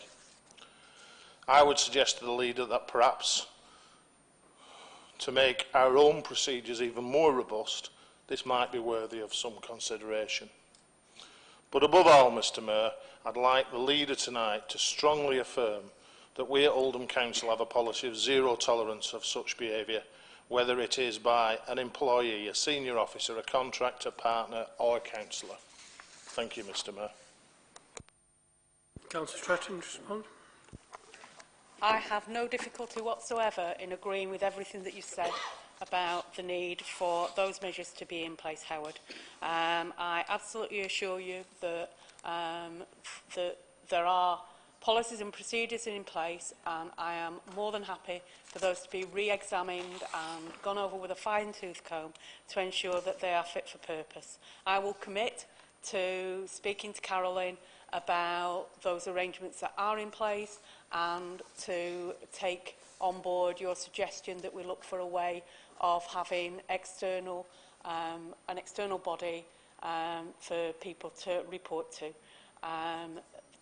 You very effectively picked up on all of the range of issues that can occur, including the fact that alongside cases of harassment, there are sometimes malicious allegations made, and I am absolutely committed to this council being a place where people are fairly treated, be they victims of harassment or people who are falsely accused. And we'll pick it up and we're taking it seriously. The Leader of the Minority Opposition to ask a question. Councillor Sheldon. Thank you, Mr Mayor. Following a recent meeting with Anthony Booter and Lewis, the Saddleworth South councillors, I would like to make the following comments. The meeting was regarding the flood issues in Saddleworth South. It was most informative and productive. The information already mapped out highlighted the problem areas and noted actions already taken or ongoing. Councillor McCann, Hudson and myself... Councillor Sheldon, what's the question? I'm coming on to it, if that's all right. Nearly there. You just ask the question, please. Yeah, certainly. What's the difference? I want to hear what's going on. I want to hear what the question is about. It does lead into a question, if I can just... It will only take me 1 minute. Councillor McCann, Hudson and I also added other areas of concern and expressed our joint wish to see the Arthur's Lane problem fixed. This has been going on for almost 2 years now, and Anthony explained that help from the Environment Agency was available, but involved an in-depth and detailed report. I would like to suggest or ask that we can offer this department assistance whenever needed to speed up this type of work. We're able to help out the elections office when needed from our district partnership team, and the sharing of staff between departments would, I feel, be beneficial to the council as a whole. And I've just wondered if that would be possible to help out this team on a large job that they're undertaking at the moment. Thank you. Okay, Councillor Sheldon. Councillor Stretton. Good stuff, Graham.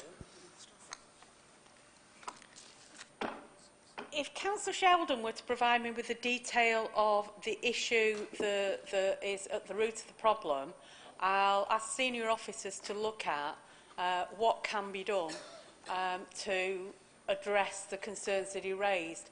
But some of the officers he mentions are officers with particular professional skills. And whilst pretty much, with all due respect, most of our officers within the council have the skills and abilities to provide support to elections, the specialist skills that are involved in the kind of work that Anthony Boonu and his colleagues do are not there across the board. But if you provide me with the exact detail of the specific incident, of the specific concern, then I'll ask senior officers to review it for you. Thank you. May I remind members that full council agreed that following the leaders' allocated questions will be taken in order which reflects the political balance of the council. I have advance notice of questions. I call on Councillor Tour to ask a question. Right, thank you, Mr. Mayor. Young people sitting their GCSE this summer cope with the big changes, including new marking method. How confident is the Cabinet Member for the Education that examiners understood the new system and were fully trained in the new marking to ensure our children's hard work has not gone to waste? Can she tell us if there are any plans to evaluate this change? Thank you.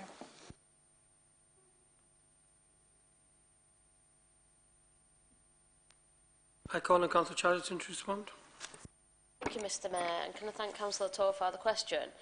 It is not the local authority's responsibility for ensuring the quality of national examinations. This role is undertaken by the Office of Qualifications and Examinations Regulations, or Ofqual, as you call them. They are responsible for overseeing the monitoring and the marking of the GCSEs, AS and A levels to ensure that there is a level playing field and that one board it's not easier to take an exam with one board than another. I understand, I think it's evaluated every summer to ensure there aren't too much variances. Thank you. I call on Councillor Ali to ask a question. Thank you, Mr. Mayor. My question is in relation to the borough's home-to-school transport. I have been contacted by parents who had been rejected home-to-school transport. It is likely that that rejection is due to the stringent criteria we've put in place to meet the allocated budget costs. This clearly denies a lot of parents that essential service. These are families who are under immense pressure from all angles. I would be interested to know how much budget is allocated to this service and if consideration can be given in reviewing the criteria and hopefully increasing the budget so that more families can benefit from this essential service. Thank you. I call on Councillor Chadderton to respond. Thank you, Mr Mayor. Can I thank Councillor Ali for his question as well? The current overall budget for this service is just over £1,600,000, and there's due to be a forecast overspend as well in this financial year. That service provides a service for 510 children across the borough. There is no proposal to review the policies at the moment, as the policy is only 12 months old.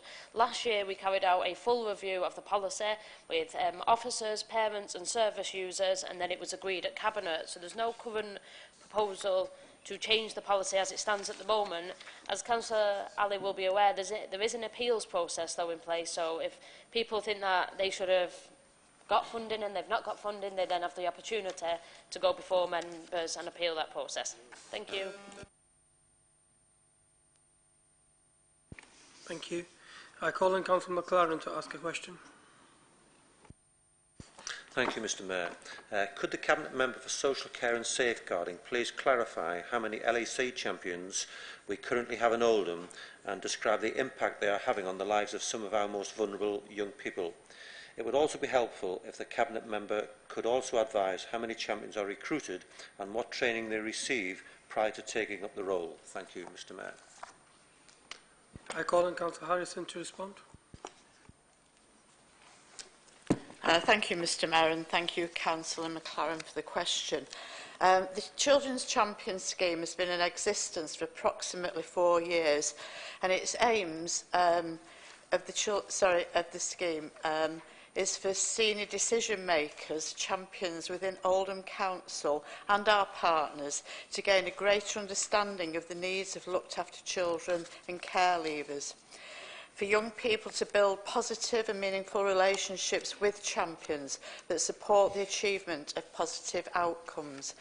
To give young people the opportunity to gain work experience, very relevant tonight, and to provide young people with an advocate who can champion a high quality experience from services provided for looked after children and care leavers. Currently, we have 14 champions within the scheme, including officers from Oldham Council, elected members, police and health. And champions are recruited by the manager's brief, corporate parenting panel, information passed to senior officers in partner agencies, and interested people can put in an expression of interest and take on a one-to-one induction training meeting with the participation officer for looked after children and care leavers. So to date, in the last 2 years, 16 young people have benefited from the schemes. And there have been many outcomes, good outcomes from the scheme.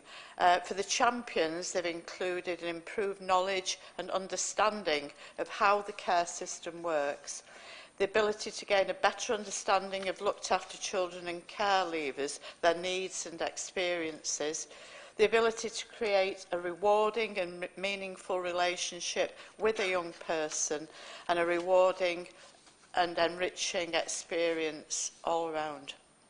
And the outcome for the young people, these have included development of positive relationships with trusted adults who act as role models, to have support and guidance on a range of issues, to get new opportunities and experiences, and to help develop confidence and self-esteem. Specific outcomes for some of our young people have included gaining an apprenticeship, gaining work experience opportunities, support with placement moves, support to move from unsuitable accommodation, and successful appeal for secondary school placement. So it has been extremely valuable and continues to be so. Some young people have attended a global summit in London, which was a fantastic experience. And one young lady even met the idol of her life, Jacqueline Wilson, through her champion. So an extremely worthwhile venture that has many benefits for all and still open. Okay, thank you, Mr. Mayor. Thank you. The next question was submitted by Councillor Williamson, but as Councillor Williamson is not here, I'm going to move on to the next Lib Dem question. I call on Councillor Murphy to ask his question.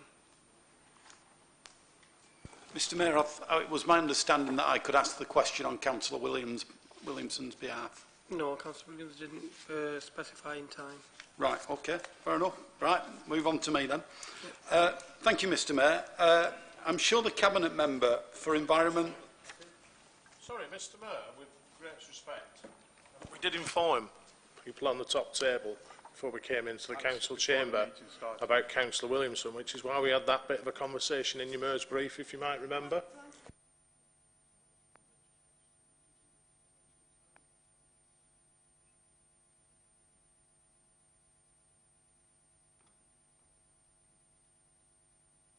That's fine, I'll allow the question if you ask Councillor Williams questions. Thank you, Mr. Mayor. Okie doke. At the same time that this administration is talking about the upsurge in trade in the independent quarter and the possibilities of an enhanced retail offer at Prince's Gate, Lendy, an investment loans company, published research in August showing Oldham as the largest decline in retail planning applications last year, being in the last 339 local authorities in the UK. Lendy said that Oldham Council received only 4 retail planning applications in the year to March 2017, down 87% from 30 the previous year. If true, it's worrying news and hardly encouragement to prospective retailers thinking about locating to our borough. Can the Cabinet Member please confirm the figures for 2016 and 17 were and how they compare to 2015-16? Thank you, Mr. Mayor. I call on Councillor Stretton to respond. I'd already folded this up to send it over today to give to Diane. But I'm afraid the information that you've been given or that you've taken from the Lendy survey on Oldham's retail performance is actually inaccurate. In fact, there were 36 applications involving retail Class A1 accommodation that were determined between the 1st of April 2016 and the 31st of March 2017 in the borough. Of those, 23 were granted permission, 11 were refused and 2 were withdrawn.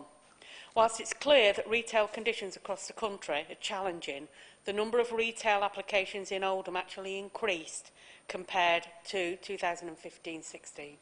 And there's some background information here as well, but I'll pass it on to you. Okay. I call on Councillor Fielding to ask a question. Thank you, Mr. Mayor. The Psychoactive Substances Act came into force on the 26th of May 2016. Could the relevant Cabinet Member please tell us if the legislation brought about any significant impacts on the distribution and use of psychoactive substances in Oldham? Thank you. Thank you. I call on Councillor Moores to respond. Thank you, Mr. Mayor, and thank you, Councillor Fielding. The Psychoactive Substance Act has had a significant impact on the visible distribution of new psychoactive substances, or MPSs as they're known, across the Oldham Borough. Prior to the Act, a number of shops, or head shops as they were known, were openly selling MPSs to members of the public. Since the implementation of the Act, all of these premises have shut down or ceased to trade visibly. The Psychoactive Substance Act main intention was to shut down those shops and websites that trading in legal highs, and although this has partially achieved its aim with the retailers, the sale of MPS on the internet is still easily accessible. One of the most contentious issues is the sale of nitrous oxide, those little silver cylinders that we've all seen, and the balloons that go with them, by retailers. Recent work was conducted in partnership with Community Safety Services, trading standards and police, and known retailers were targeted and visits conducted to ensure that they were aware of their responsibilities under the Home Office guidance. This will be reviewed in the near future and further action taken as necessary. At the recent meeting of the MPS steering group held on the 2nd of November, partners described a changing picture in the community and in prison establishments. It was felt that the use of MPS substances that mimic the effect of cannabis, those known as spice and mamba, have reduced significantly in Oldham. It is recognised that there can be localised problems across Greater Manchester or with certain demographics in the population. Information provided by Oasis, the Young People's Substance Misuse Service, and One Recovery, the Adult Substance Misuse Service, indicated that the number of clients entering treatment and specifying MPS use were less than 1% of all new treatment journeys recorded between April 2016 and March 2017, and this is in line with the national average. Oldham Council is working with partners to develop a new psychoactive substance action plan for the borough. Thank you, Mr Mayor. Thank you, Councillor Morse. I call on Councillor Roberts to ask a question. Thank you, Mr Mayor. Oldham's under-5s have some of the worst teeth in the country. This means children are in pain, get abscesses, and many have to have their teeth taken out. Can also affect the way their adult teeth develop. Oldham Council and NHS have tried hard to get children to brush their teeth regularly and to reduce the sugar in their diet. Scientific data tells us... Point of...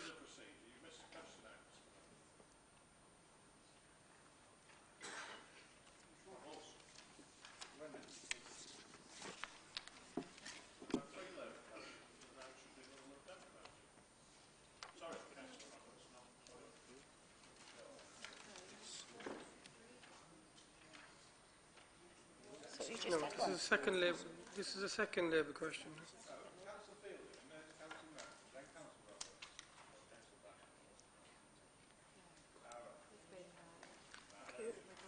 Carry on, Councillor Roberts. Won't go into the confusion there seems about who can ask questions when people are absent. Right, so Oldham's children, bad teeth, bad thing. We've tried hard to get people to take action so that children brush their teeth regularly and there's less sugar in the diet and in the drinks that children have. However, scientific data tells us that fluoridation of the water supply significantly reduces tooth decay. Can the Cabinet member tell us whether there are any current discussions at a Greater Manchester level, as this is not something Oldham can do by itself, about fluoridation to help our children have better teeth? I call on Councillor Morse to respond. Thank you, Mr Mayor, and thank you, Councillor Roberts. Community water fluoridation schemes were first introduced in the US in 1945. Following successful trials in the UK in the 1950s, Birmingham led the way in the UK. In 1964, by implementing water fluoridation, and this was quickly followed in the 1960s by some of the local authorities. Many cities and areas across the world have introduced fluoride to water supplies. Water fluoridation has an effect over and above all this is achieved by many other methods. Public Health England's Water Fluoridation Health Monitoring Report for England 2014 found that fluoridation of water had a significant impact, positive impact on the dental health of children. In the North West, and certainly in Oldham, United Utilities is the main operator of the water distribution system in Oldham and across the North West. Therefore, any feasible fluoridation scheme would need to be undertaken with United Utilities for Greater Manchester and the North West. There are no plans to introduce water fluoridation across Greater Manchester.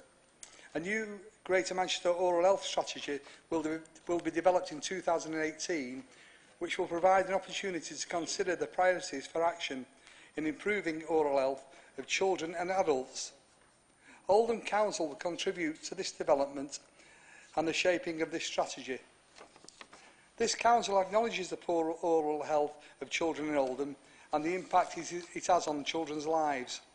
Oldham has been identified as one of 13 high priority areas for oral health, and in 2018 an expanded programme of oral health for all 0 to 5-year-olds will take place.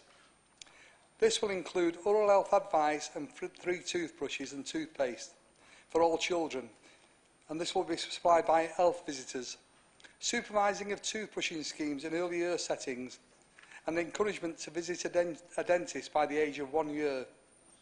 These evidence-based programmes are designed to improve oral health in young children, but basically, full duration, not at the moment. Thank you. I call on Councillor Goodwin to ask a question. Thank you, Mr. Mayor.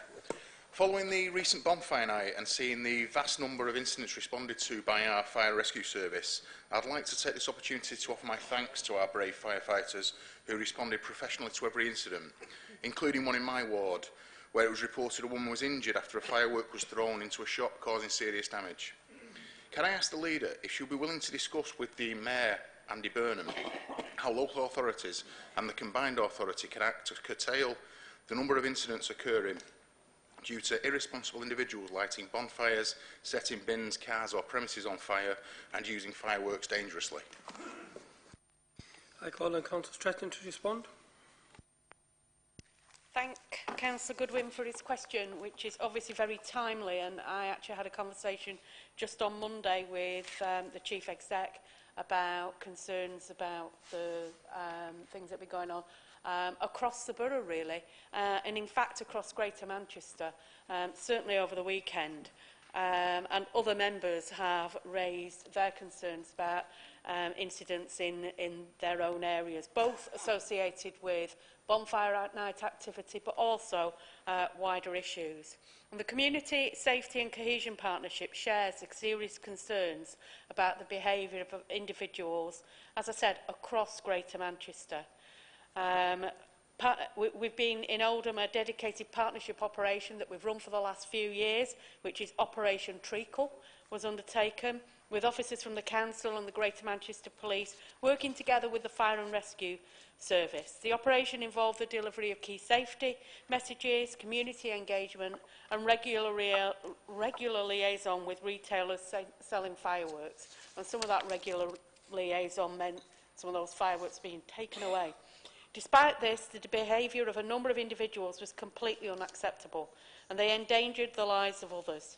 A full review of what occurred over the period is being undertaken by the partnership, and work is ongoing to identify the persons responsible in order that appropriate action can be taken. The incidents that occurred over the period across the entire conurbation will be reviewed in detail by the Greater Manchester ASB Group, and a full report will be provided to the Mayor's office with a request for an action plan to be developed with the objective of preventing a recurrence of the behaviours in the future. And more locally, I've requested a meeting between myself, the Chief Executive and senior police officers to be followed by an all-member meeting with police in attendance to discuss wider concerns about policing. Thank you, Councillor Stretton. Could I call on Councillor Murphy to ask the last question, please? Thank you, Mr. Mayor. I'm sure the Cabinet Member for Environmental Services will be aware that there is currently no budget to repair or replace vehicle-activated speed signs. You know, the ones that flash when you're going a bit quick or whatever? Which means there are a number of signs that are not working at all or are faulty throughout the borough. I understand that a review is currently being conducted as to whether these signs should be repaired or replaced, and I hope that the review will recommend that they are repaired and maintained as they make a significant contribution to road safety. This review is now holding up other matters. This review is now also holding up much other needed road safety measures, a number of schemes in Shore and Crompton, for example. Could the Cabinet Member please tell me when this review will be complete, if the signs will be repaired and maintained, and therefore in Shore and Crompton we can get on with other much needed road safety improvements?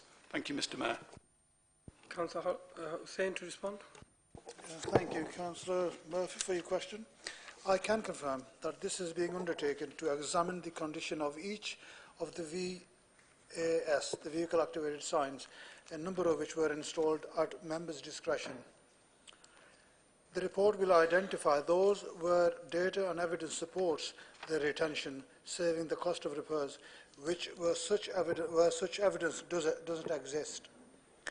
However, members will also be able to use their local budgets to support repairs which fall outside the criteria, should they choose to do so. Thank you. Thank you, Councillor Hussain. We're out of time on that section now. So, questions and observations on Cabinet minutes. I call on Councillor Stretton to move, Councillor Jabbar to second the Council note, that the Council notes. Move, Mr Mayor. Of Cabinet. Seconded, Mr Mayor. Do any members of the Council who are not Cabinet members have any questions on the minutes? Can be Cabinet member. No, it's a declaration, Mr Mayor. Sorry, I should have made at the start of the meeting. Sorry, I've written it down. Cabinet 18th of the 9th, items 7 and 16, developer at Count Hill. I, at that meeting, had to declare a pecuniary interest because my property is close to the proposed site. Councillor McCann.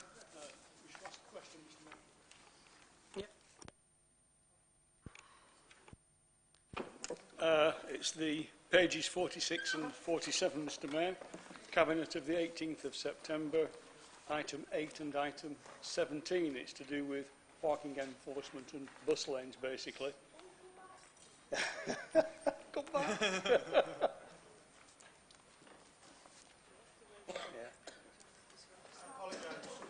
It's not a hard one. It's not a hard one. I note that NSL is funding, per item 17, the technology and the camera installation to enable enforcement of the bus lanes. I personally fully support this, as it's just fair that those who actually use the road are not made to wait by those who are misusing the bus lane. And that's what it is. So those who flout the bus lanes should have justice meted out. And if that means that all they can understand is a fine, fine. However, I would ask that the Cabinet member assure me that the signage will be clear, that means no trees blocking it, etc., and the running space will be adequate, because on a couple of them it is actually quite tight to merge from the lane that becomes a bus lane into the other one. And not all drivers are courteous and let in, so with those provisos that the signage is clear, because actually sometimes it isn't nowadays, and there is actually room to go in, I fully support this move. I think it's fair and just. Thank you, Mr Mayor. Call on Councillor Hussain to respond. Yes, very briefly, Mr Mayor, I will. And thank Councillor McCann for his support. Only last week, it is an excellent idea, and I can openly say that we've had over 50 prosecutions already in a week, so it's a significant number. But I take up the point of the narrowing of the lanes, which has already taken place on Ashton Road. I mean, we've only got 3 bus lanes anyway in the whole borough, which is Leeds Road, down Oldham Road and Ashton Road. But I will certainly look into that. Thank you. And Shaw, of course. I won't forget Shaw. Thank you.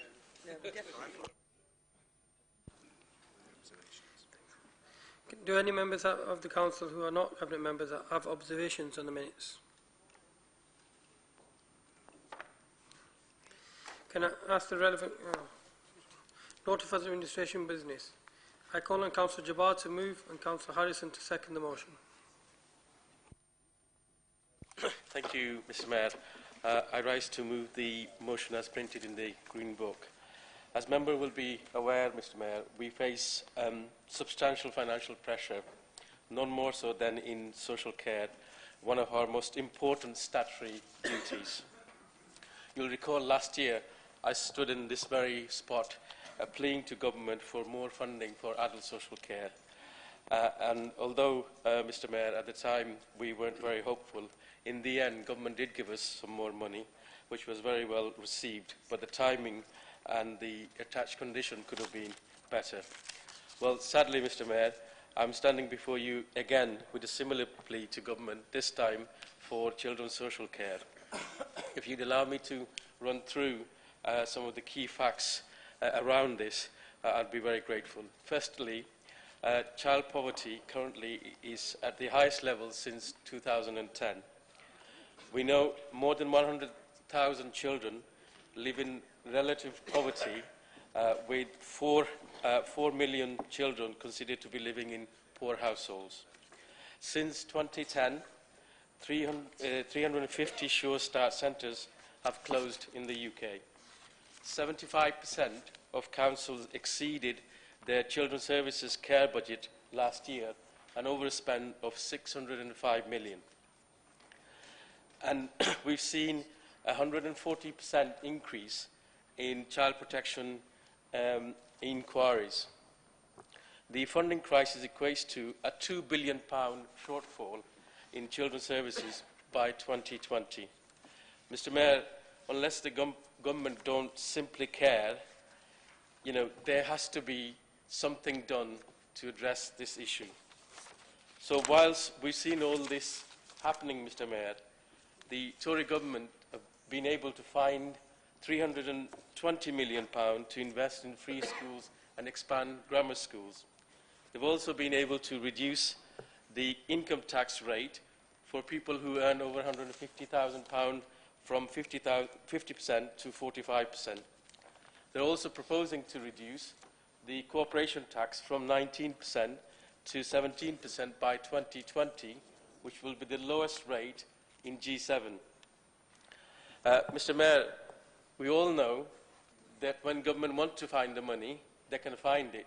And the classic example was when they magically found £1 billion to get the support of the DUP to form a coalition government. Now, here in Oldham, Mr Mayor, we're doing everything we can to support the children in our borough. So the spike in Oldham has meant that we've invested an extra £4 million in this financial year to cover the high demand. But despite that, Mr Mayor, we find that when we looked at the revenue report for the Q1, there's been overspend of more than £1 million despite spending that £4 million. So if this pressure continues, there is no way that Oldham Council can afford to provide vital services needed to protect our children in this borough. So what is it that, so how did we end up in this situation? We ended up in this situation because, as the leader said in her speech, because of the austerity measures, £200 million has been taken out of our revenue budget since 2010. That's been the problem. So what is it that we need to do to actually make sure that government listens to us? Well, I think, Mr Mayor, for too long we've not made enough noise about this area and the unfair cuts that's been given to this council and the statutory responsibility that we have to protect the most vulnerable people in our society. So what I'd like to say to government today, before the Chancellor delivers his first budget, is to provide adequate and fair funding to places like Oldham Council so we can provide the vital services to vulnerable children in the borough. And in doing so, Mr Mayor, I'd also like to ask our 3 MPs and the LGA to join with me to call for more funding to protect the children in our borough. And I hope, Mr Mayor, that everybody in this chamber can support the call for additional funding. Thank you very much. Thank you. Can I call on Councillor Harrison to second the motion? Thank you, Mr Mayor. I rise to wholeheartedly support Councillor Jabbar in this motion. He's described the extremely perilous state of affairs with children's social care nationally and how this is reflected here in Oldham.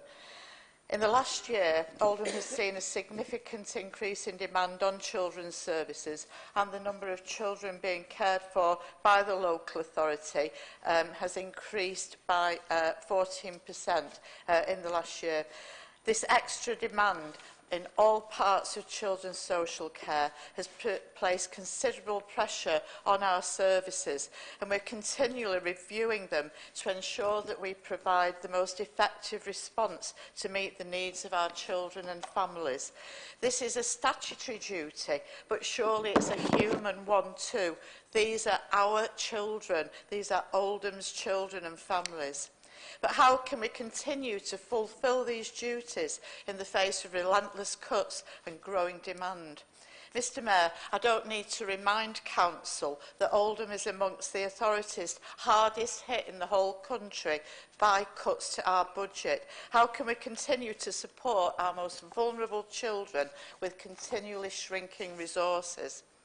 The Local Government Association represents 370 councils of all political persuasions, and at its recent National Children and Adult Services Conference, it called on for urgent cash injection into children's services. The LGA says that figures such as the highest ever annual rise in children coming into care have pushed many services to tipping point, and has called on the Chancellor of the Exchequer to use the autumn budget statement as an opportunity to address the £2 billion funding gap that's nationally faced by authorities. If nothing is done to address the funding gap, crucial services that many children and families desperately rely on will be put at risk. We need sufficient funding to make sure that we don't reach this point. We need funding to be in a position to invest in our children's services, to improve support for families and develop preventative activities. This will help families before they get to crisis. As Councillor Jabbar has said, an additional £4 million has been invested this financial year to cover the huge increase in demand and the deficit that this would have created. We've good reason to believe, Mr Mayor, that this increased demand will continue, and a further £4 million has been allocated to cope with it. However, in the face of continuing cuts to our budget, this cannot go on. We don't have a magic money tree in Oldham. Additional government funding is needed for the continuation and development of vital services. The autumn statement gives the Chancellor a golden opportunity to do the right thing. Mr Mayor, let us join our voices with the many who are asking the Chancellor for sufficient funding to safeguard the children of this borough and this country. Thank you, Mr Mayor. Thank you for that. Does any member wish to speak on the motion? Okay, just before I call you, is there any specific reason, because I've not been made aware of, the doors are being left open? Yeah, because I'm quite cold here, so yeah. Right, to warm it up. Yeah. Right, okay. Because I'm getting cold and I'm thinking it's coming from there. That's fine. Could I call Councillor McCann first, please? Right.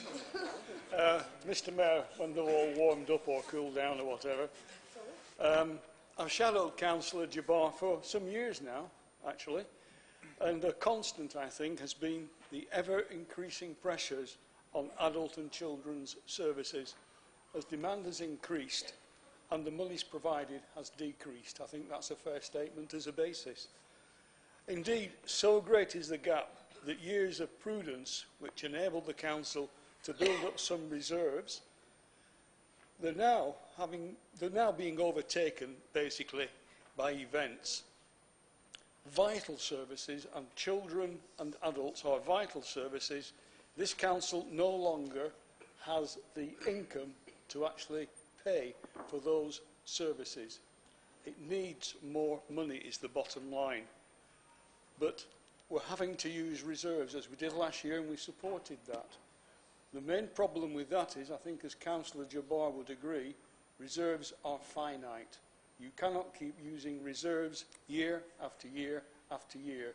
These services should be funded from revenue coming into the council, and the reserves should be used for improvement or for efficiency programmes or for development, not for day-to-day costs.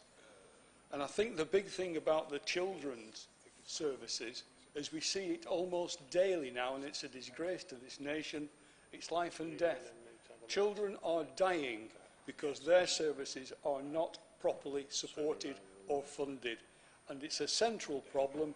This council does not have the financial clout to solve it itself, because it's actually countrywide almost. So I support this motion, and I think it's very sad that a motion like this has to go before a council, basically pointing out how desperate things are. The government should know, the government should realise, and I fully agree with the terms. Thank you, Mr. Mayor. Thank you. Can I call on Councillor Mushtaq to? Thank you, Mr. Mayor. Mr. Mayor, this is one of those motions, and there have been a few in recent times, that shouldn't be coming to a council meeting in 21st century Britain. The fact that we're asking for adequate funding to meet the statutory requirements for our children feels unbelievable, but clearly is not. As the motion states, the reduction target for Oldham Council for 2018-19 is a further 24.8 million, as Jean mentioned in her annual statement, which tells me that despite knowing the impact on our children, young people and the most vulnerable in our society, this government continues with its targeted policies on these groups of people. Mr. Mayor, with such an emotive and evocative motion, it's easy for the Speaker and everyone contributing, as we've seen, to become emotional and angry. But what I'd like you all to do is put these emotions aside and be calm and composed for a moment, because I'd like genuinely for us to consider why you do this, or why the government would do this. Why, as a government, you target babies and toddlers of any denomination? Why, from the government, the people hope will improve the lives of our children and consequently the future prospects of this great nation, would you put local government in such a compromising situation that they are struggling to meet their statutory requirements? And this isn't a political jibe, because as the motion states, 53% of Conservative councillors are also concerned with the current state of affairs. Why that's not 100% is beyond me, to be honest. The truth, Mr. Mayor, is that I don't know, and if there is anyone in the room that does know, bearing in mind that we're being live streamed, so you might want to be careful with the language when referring to the Tories, then please do stand up and help me to understand, or come and see me later. I do understand our political ideologies are vastly different, and that the life journeys of many Tories, not all, is vastly different from the life journeys, again not all, of many of those in the Labour Party. The opportunities and privileges available to us as children ultimately help shape our future outcomes. And this is why I really struggle with this, Mr. Mayor, because whether you went to private school, Eton College or Oxbridge, or whether you were working throughout your educational journey to help subsidise your education and struggled to pay the rent at university, whichever path you took, you'd think that having reached a desirable destination and as an elected member, a representative of the people, you'd want to make the journey easier for those that are yet to travel on the path that you've been on. You'd want to remove the obstacles that you faced, and you'd want to provide a helping hand to society.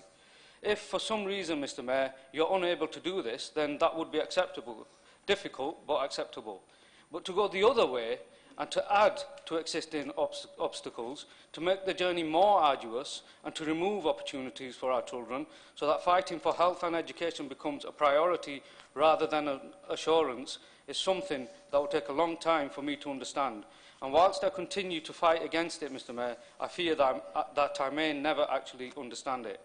I pray that we have a general election in the near future and return a Labour government so that we can begin to put right the devastating wrongs of first the Tory Lib Dem coalition and now the current Tory government. I ask you all to support the motion. Thank you. Calling Councillor Ali to speak. Thank you, Mr Mayor. I'm also rising to support this motion. As the motion sets out, the Council has a statutory duty towards children's social care and early help. All children deserve the best possible support.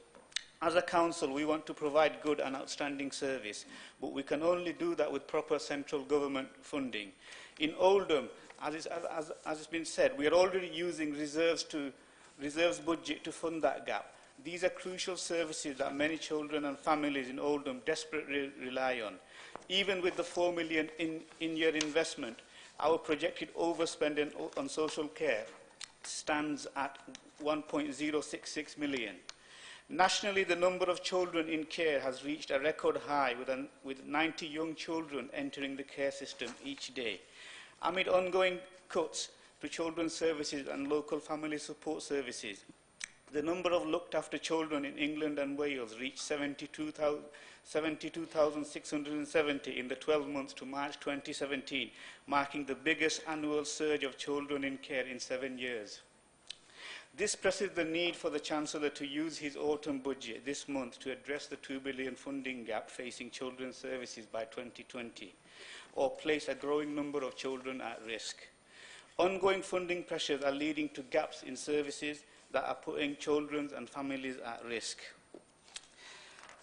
The rise in children in care is no doubt down to cuts to services that would normally engage with families and give them a support network to prevent things from reaching crisis point. Sure Start children's services have been decimated in recent years. They were often situated in the most deprived communities. They provided a broad range of support from midwife services to parenting support groups. You had a lot of isolated families who might otherwise have started to struggle, had a support network around them. A lot of them got the help they needed before things got so bad, before social services had to get involved. But now we've had 7 years of cuts, and this is what you get. Numbers in care are up, numbers of homeless are up. If you start taking away that early support and keep cutting local authority budgets, sooner or later children will be put at significant risk of harm. Figures show that 3/4 of English councils exceeded their budgets for children's services last year, totalling a £605 million overspend, whilst the number of young people subject to child protection inquiries increased by 140% in the past decade. Reduction to early intervention services creates a vicious cycle. If you don't intervene early, things don't get better on their own, they get worse. You can't prevent everything, but in a lot of households where there is chaos and there is neglect, or parents being overwhelmed by the circumstances, the situation can be resolved by early intervention services, and thereby you need that funding. The decline in early intervention services available to tackle issues such as poverty, homelessness and substance misuse means that families are arriving at the door of the children's social care. The increased demand underlines the urgent need for the government to provide local authorities with adequate funding to support vulnerable children.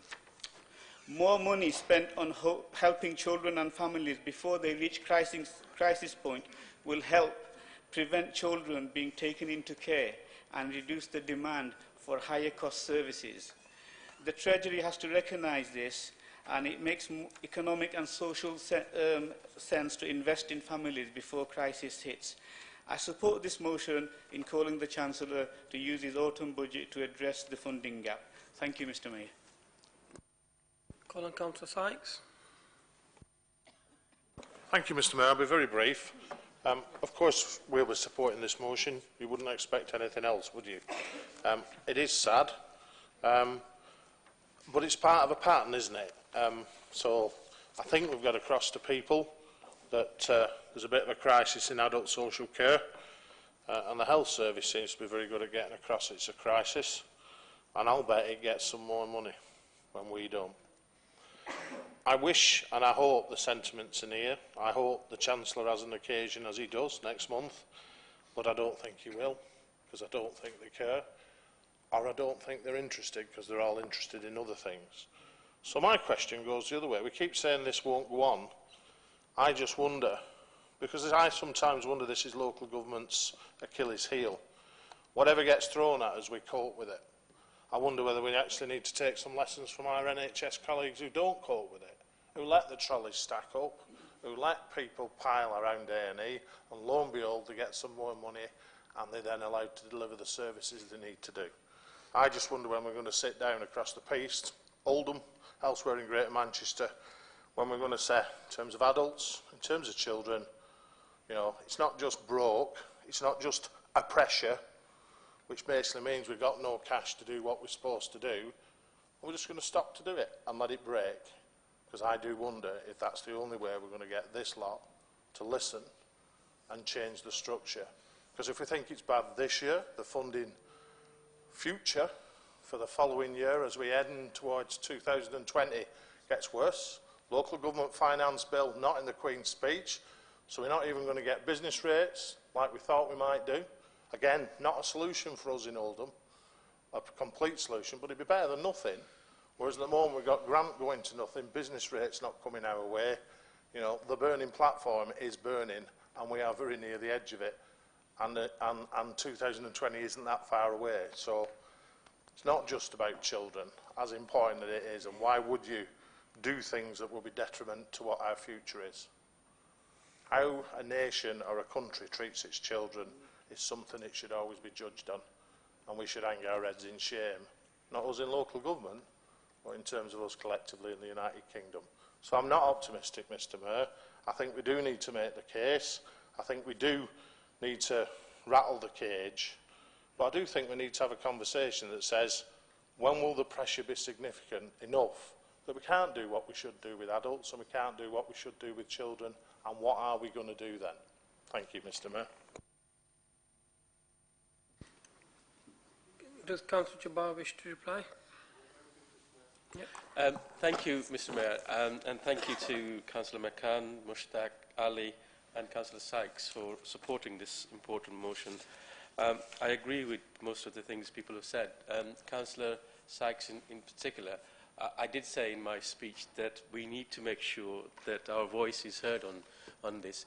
We're just got to be a little bit careful how we do this, because these people, these very vulnerable people, they rely on our services, and we have a statutory responsibility. So we've got to be careful about that, but that doesn't mean to say we can't take the pressure off the government on this agenda. LGA is an ideal forum to take this issue on, as well as our MPs.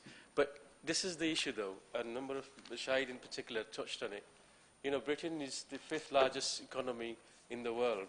We have got resources. And as I mentioned in my speech, when government wants to support their political priorities like grammar school, free school, they can find the money. But, you know, absolutely, these are vulnerable children in our care for whatever reason. It might be actually a government policy which has contributed for them to be to turning to the local authority, to turning to us, like the reform in welfare benefits has led to this. And government got to recognise that, and they've got to properly fund it. As Howard says, you know, we are going to, by 2020, our grants from government will probably go down to something like 8 million a year, from something like 85 million in 2013-14. And we cannot cope with that reduction in our funding, because we just haven't got an alternative to fill the gap that's been left by the cuts in grants. So I agree. And let's just start today, you know, ask the Chancellor in any way that we can that we need proper funding to support the most vulnerable, and particularly our children in this council. I'm very grateful to everyone who spoke today, and I hope this will be a unanimous decision on this motion, Mr Mayor. Thank you. Does Council agree the motion? All those in favour? That's unanimous. Thank you. Motion is carried. I call on Councillor Moores to move and Councillor Ball to second the motion. Thank you, Mr Mayor. This motion is about HIV testing. Who needs that? Well, HIV is more prevalent in certain communities. However, anyone can acquire HIV regardless of age, gender, ethnicity, sexuality or religion. Having an HIV infection is no longer a death sentence. Early diagnosis and effective treatment mean that people with HIV are able to live normal lives well into old age. Late diagnosis is the most important factor associated with HIV-related morbidity and mortality in the UK. Late diagnosis impacts on the health of individuals and the risk of onward transmission to others. Late diagnosis increases the likelihood of the need for complex and expensive treatment. Testing is simple. It can be done in a medical setting or at home. It involves taking a small sample of blood or saliva, and all information is strictly confidential. We need to act now to halve the proportion of people diagnosed late with HIV by 2020, and to play our part in achieving the Greater Manchester City region target of eradicating the HIV virus within a generation. There are 3 key building blocks to achieving this goal. They are awareness, prevention and testing, and we need to ensure that all 3 blocks are in place. I ask you to support this motion and to ensure that Oldham plays an active part in achieving these goals. Thank you. Councillor Ball. Right, thanks. I'll be brief. I just want to echo what Eddie said, but the other thing I think we need to do, it is the prevention that we need to look at. When you look at when AIDS first came in, there was all sorts. There was adverts with tombstones, people were terrified, and now I think there's a lot of, oh, it's not as bad as what it was, when it is. And it's not just with HIV and AIDS, it's with all sexually transmitted diseases as well. So I think, as a council, we do need to write to the Minister. They do need to find out why people are being diagnosed late. But in Oldham, we do need to improve our education, especially with our kids at senior school. Because if you go on the websites, there are some schools who do not say what their sexual policies are, and that worries me greatly. Thank you. I call on Councillor Gloucester to move and Councillor Murphy to second the amendment. Could you make it brief, because this item has to be finished in 3 minutes? Are you for it, against it? I've thought about this, and for the consensus, I'll go with the amendment on this occasion, so we can get that through together. Right, okay. Well, in that case, I'll move the amendment. Councillor Murphy. Second the amendment, Mr. Mayor.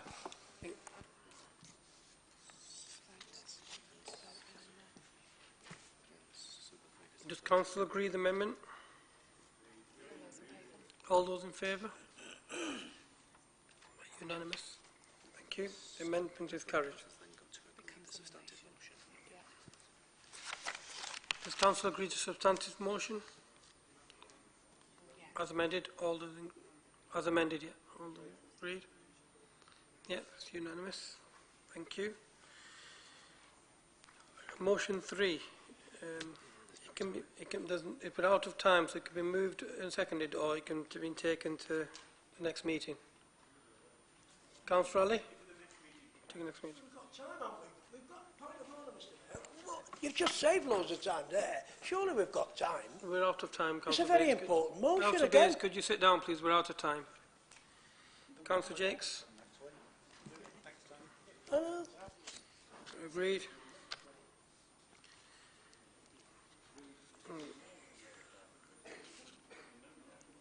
Motion is moved to the next meeting. Item 14, notice of opposition business. Got time for this one. I call on Councillor Murphy to move and Councillor Harkness to second the motion. Thank you, Mr. Mayor. I rise to propose the notice, this notice of motion asking for the Council to establish a voluntary scheme asking local retailers not to sell acid and other corrosive substances to underage customers to help reduce the likelihood of attacks. There has been an increase in attacks elsewhere in the UK, especially in London, and I don't want to see these horrendous attacks in Oldham. Tragically, the events suggest that the attacks are on the up, with victims often being horribly disfigured and traumatised for life as a result. The Liberal Democrats support government proposals to introduce new legislation to create new offences for carrying acid or corrosive substances in a public place and in situations where retailers make sales of these substances to underage customers. However, this will take time, and in the meantime, we would like to see the Council taking action. This is by no means a recent problem. In 2013, Nick Clegg was speaking on LBC radio when a healthcare professional phoned in explaining her concerns about acid attacks and that she'd seen an increase in those in the last 6 years. The Control of Poisons and Explosives Precursors Regulations 2015 was brought in because of the increase, and it was to strengthen the control of chemicals that could be used to cause harm. Despite this, there is no one specific offence of carrying out an acid attack.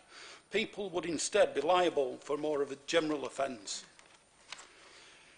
In July, the Home Office announced a new action plan aimed at reducing the number of attacks. And in this action plan, there is measures to put in place to include improving policing recording and reporting of offences, assuring that there are victim impact statements and the police are encouraged to prepare community impact statements. Work is already underway with the action plan, but it's going to take some time. So we're calling on the Council to establish a voluntary scheme in which local retailers agree not to sell acid and corrosive substances to young people. The National Police Chiefs Council identified in a survey that over 1/5 of all attacks were carried out by offenders aged 18 or younger. Injuries that people suffer are horrific and life-changing. One person who is speaking out for those people who are scarred from acid attacks is Katie Piper, a writer and a journalist who wants tougher sentences to be handed down. In 2018, her ex-partner arranged for an accomplice to throw sulfuric acid in her face. This resulted in being blinded in one eye and having all her face skin removed and a skin substitute and skin grafts being used to rebuild her face. She had 250 operations. What we did not know was the fact that the ambulance crews had to wait an hour before they could treat her due to the risk presented by acid. She's described the attack as a life sentence. She's not the only one living with a life sentence. There are others, and they need our help and deserve it now. This motion is one practical measure in advance of legislation that can make the Liberal Democrats are proposing that could make a real difference in our borough, and I would urge everybody to support the motion. Thank you, Mr. Mayor. Councillor Harkness. Thank you, Mr. Mayor. I rise to second this motion. Acid attacks have been on the rise throughout the country. An example, a takeaway delivery driver was left fighting for his life and blinded by thugs throwing acid in his face who tried to steal his moped. And a 14-year-old boy was arrested for this. In July, in London, there were 5 attacks in one night. A nurse in Buckinghamshire died after acid was thrown over her as she was sat on a bench. And following the attacks in July, a petition by Change.org was started to licence the sale of acid. They say that this year the number of attacks has doubled. They want the law change to stop any teenager walking into a store and purchase the lethal substance off the shelf. We welcome the government's consultation that would see corrosive substances being sold to persons under 18 as a criminal offence.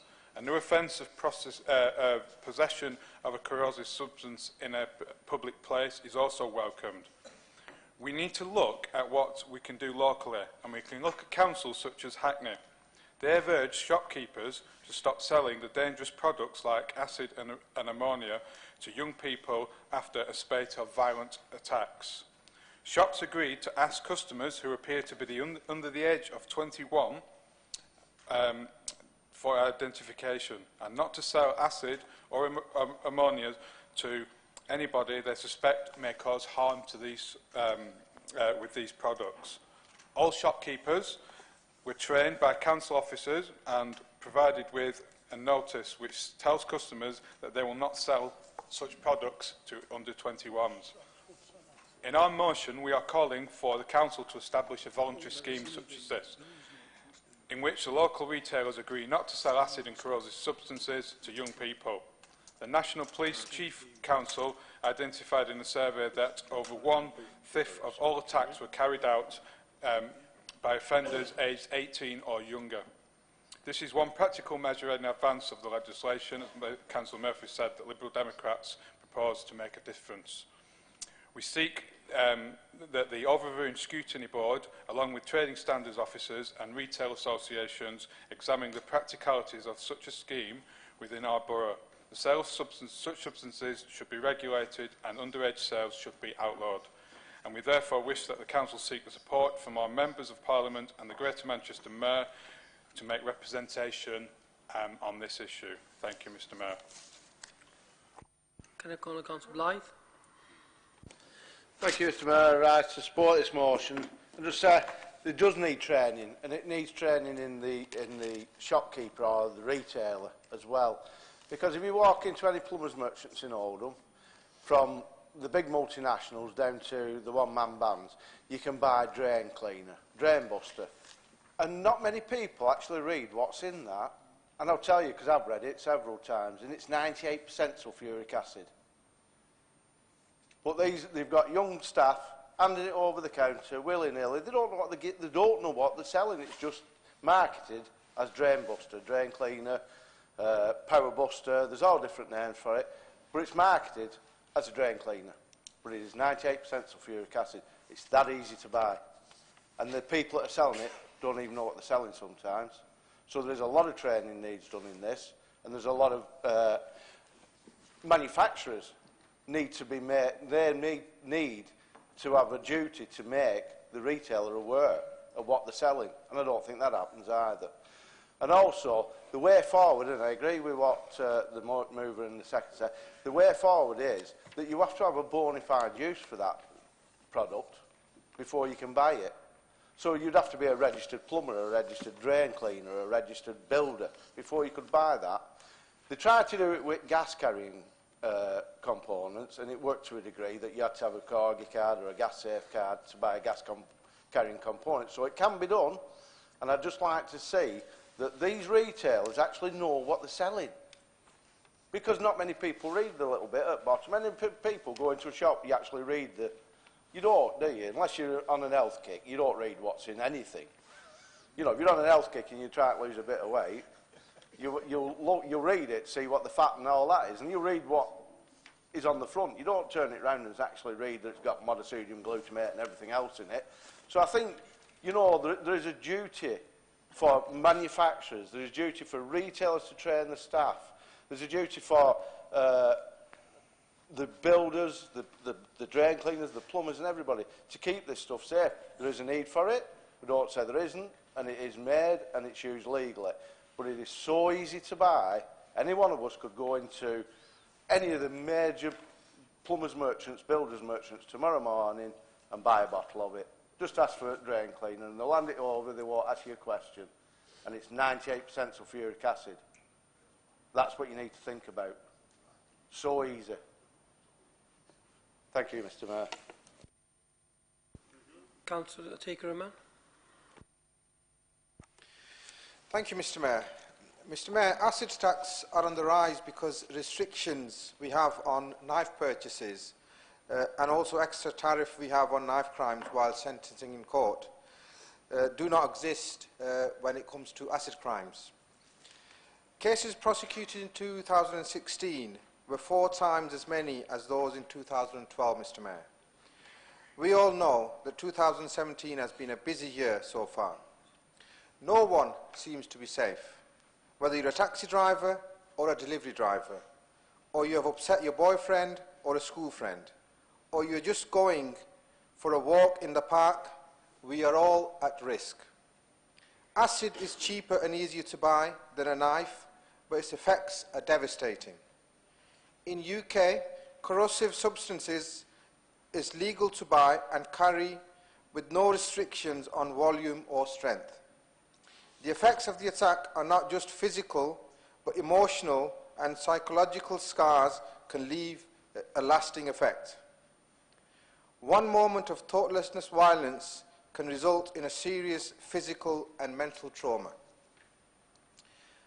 Acid attacks are life-changing crime, and it needs a life-changing sentence to bring the message home to the perpetrators of its seriousness, its long-term effects, and its emotional as well as physical damage.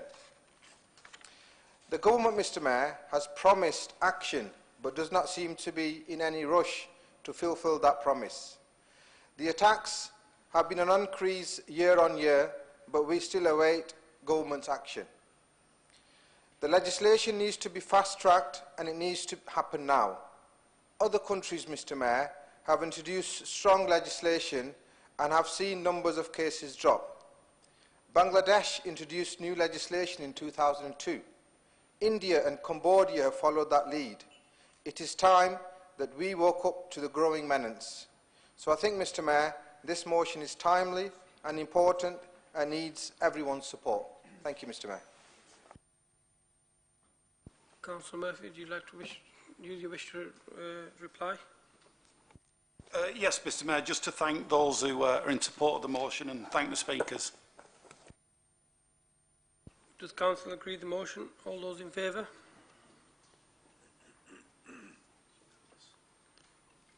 Any abstentions? Anybody against? Motion is carried. I call on Councillor McCann to move and Councillor Sykes to second the motion too. Busy night, Mr. Mayor. You know, I've been naughty boy, yeah. I kept hoping, actually, Mr. Mayor, that we could withdraw this motion. It was an outbreak. I'd hoped for an outbreak of common sense at government level. A bit of financial acumen. Oh, yeah. I've taken a tablet. Abdul and I are in the happy corner, obviously. Yeah. You know, it's such a crazy idea to me. They're changing their mind on so many things. And actually, why are they picking on this to, I assume, save money?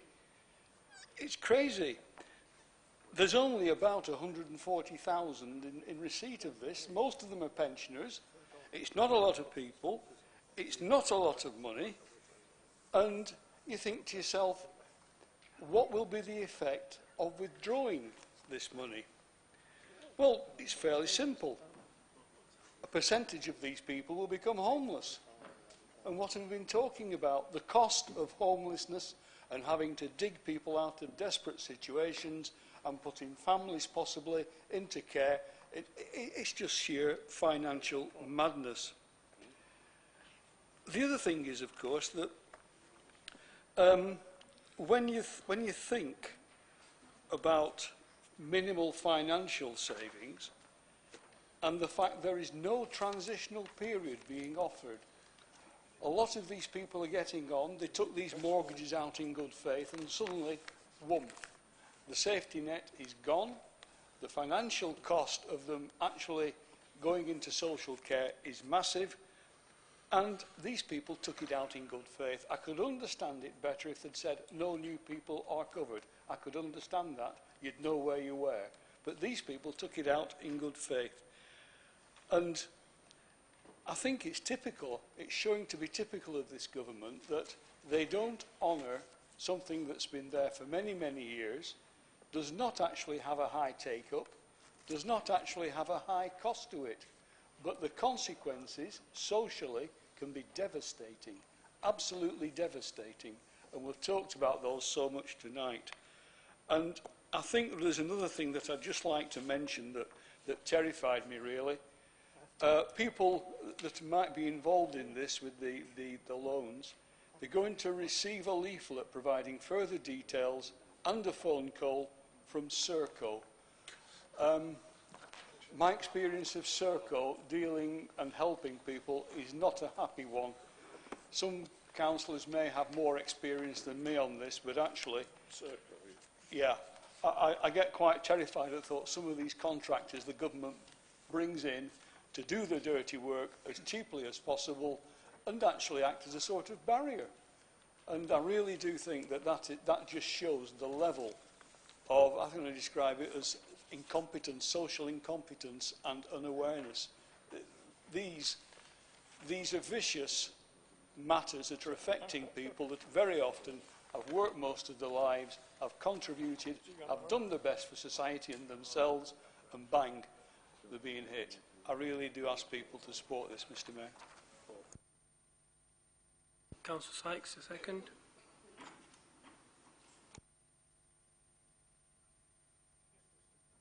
Sorry. Yes, Mr. Mayor. Rise to second this and just very briefly speak to it. This actually affects quite a small number of people, but they're quite a significant number of people. And again, it's another one of those vulnerable groups we talked about. Disproportionately, this will actually hit people who are of pensionable age. It just seems wrong for me that if you change the system, there's no transitional arrangements for those on the system. And I just think what we'll end up doing is actually making some older members of our community actually homeless, who will then present, and then I guess who will have to pick up that tab and find somewhere for them to live. That'll be us in local government, when we're busy trying to rub two pennies together to look after children and adults as well. I don't understand. It saves a very insignificant amount of money in terms of the scale of things, in terms of it.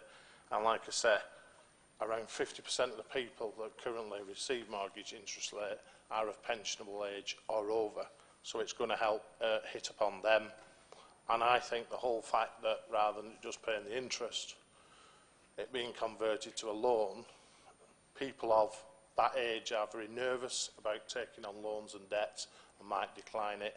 And then actually what they're going to do is going to get into trouble with mortgage arrears and stuff like that. And they'll be dealing with people who are a little bit more ruthless about taking homes off people. So, straightforward to me, Mr. Mayor. Don't understand why they're doing it. It's part of a pattern if you put it together with everything else. And I'd urge Council to support the motion. Thank you. Does any member wish to speak on the motion? Councillor Ball.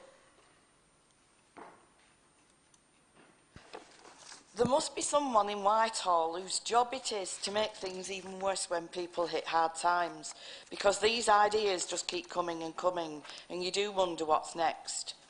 But is there no one in Whitehall whose job it is to look at the consequences of these laws, to look at the effect on other budgets and on the family as a whole? Or perhaps they have some sinister long-term plan to rid the country of poor, disabled and chronically ill people. I do think that they have this vision of a happy household with a happy dad or a granddad who's just become unemployed, who skips out of the house in the morning for a really good day of job hunting and form filling with a smile on his face. Because these people don't exist. Families consist of grandparents, parents and grandchildren. So if one part of that network becomes stressed, it affects everybody. And everybody suffers, including the children right up to the grandparents. But we can, as Eddie's just said, it's fine to allow people to do all the tax evasion. That's absolutely fine. But for people just to lose this small bit of money that creates chaos is unacceptable.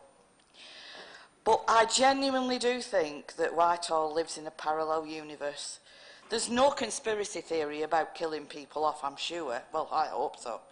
But it's just sheer ignorance that these people have when they come up with these policies about the real world. Councillor Fielding. Thank you, Mr. Mayor. I too will be supporting this motion. It's completely and utterly illogical and out of character why this would be done, and particularly by the Conservative Party. It affects elderly people, as you pointed out, and as we know, elderly people disproportionately back the Tories, so it's not even a sound political move. And Councillor McCann said, why are the Tories picking on this? And the only explanation that I can come up to with that question is that they are hell-bent on seizing the assets of elderly people. We had the dementia tax during the election, which would have taken the assets off elderly people. They couldn't get away with that because they lost the majority, and now they're trying to do it through the back door by this. That is the only explanation I can offer, because this is a completely and utterly illogical move. But I will be supporting your motion. Thank you. Councillor Jabbar. Mr Mayor, I didn't want to speak on this, but more I think about this, I think it's just another calculated attempt by central government to shift the burden from central government to local government. So if you look what they did with the council tax subsidies, the rebate, they pushed it onto us very nicely. If you look at some of the other things they're doing locally with universal credit and other stuff, then again the impact has been picked up by local government. And this is another one. So if you take an example that somebody living in their own home, and by the way, this isn't luxury, this is mean tested. You've got to go through lots of hurdles to be in that position, and you qualify for it now after 9 months being on income support. So, you know, it isn't some people living in a fantastic situation with savings that they're getting this support from government. They are desperate. You know, and they're the poorest in our society. And what's going to happen is, if that person doesn't get that support and they have to lose their home, they might end up in being residential care. And who picks up the bill for that then? Well, us. Thank you very much. And where's the subsidy? And where's the funding for that? We've seen it. You know, even tonight with the children's services, you know, with the cuts and the demand, the increase in demand. And we've seen it already, the high demand in adult social care, and this just will compound the problem. It is absolutely, utterly nonsense, and we should all support this motion, and thanks to Councillor McCann for bringing it to our attention. Councillor Glenn, you have a right to reply. Would you do that? Thank all the councillors who have supported this. I would say, actually, Abdul, that it's a terrifying picture that actually they've thought this through, and it's part of a careful plan, because then you think, what the hell is next? I really do think incompetence is the best way to look at it, but if this is part of a plan, what is next? It's terrifying, and thank everybody for their support. Does Council agree the motion? All those in favour? All those against? Abstention? The motion is carried. I call on Councillor Gloucester to move and Councillor Turner to second the motion. Motion 3. We've only got 6 minutes again. So. Right, thanks Mr Mayor. I'll be pretty brief then. This motion basically relates to the horror of inflammable Halloween costumes. But it's not only limited to Halloween costumes, it's any costume, Christmas, birthday parties, whatever. And the simplicity of this is that these costumes are made of material that is highly combustible. Now then, 3 years ago, the daughter of TV presenter Claudia Winkleman was badly injured when a spark lit a costume that she was wearing and her outfit went up in flames. And these party costumes are classed as toys rather than clothes, and the standards for fire retardancy for toys is a lot lower than it is for clothes. Manufacturers and retailers are not required to make and sell only fireproof ones, and this is just absolute madness. These costumes are worn by young people for fun, and the consequences of them catching fire are horrific. We need to ensure that the law is changed and to make illegal to sell these outfits that burn so easily. I'm pretty sure we'll have seen at some stage what happens if you just put a light to these this clothing and how it goes up. The Association of Chief Fire Officers have made the call to make party costumes for children fireproof. It's just a common sense idea, and I'm shocked that the government just does not get on with it and change the law, because I'm quite certain that the cost in relation to the injuries, the subsequent healthcare, etc., you know, is horrific to both the parents and to the health service as a whole. So, just to shorten this, I would ask that you support this motion as outlined in the Green Book. Thank you. Councillor Turner. Thank you, Mr Mayor. More than 100,000 children are put at risk by these death trap fancy dress outfits every year. Once ignited, nylon and polyester, which the majority of costumes are made from, melt, and severe melting and dripping occurs. With the cheap materials liable to catch fire near open flames, such as candles or lighters, children up and down the country are being put at risk by their Halloween costumes, leading to unnecessary injuries and death. Investigations have found that Halloween costumes from major retail chains were extremely fast to set alight and in some cases dangerously quick to spread. The majority of parents still use tea lights in pumpkins at Halloween, rather than using the safer option of a battery-operated light, where there's no heat source, which only serves to increase the danger of costumes being exposed to a naked flame further. And as Chris pointed out, under current legislation, fancy dress outfits are classified as toys, which generally burn relatively slowly. This means that they are not subject to the strict flammability standards that regular nightwear is.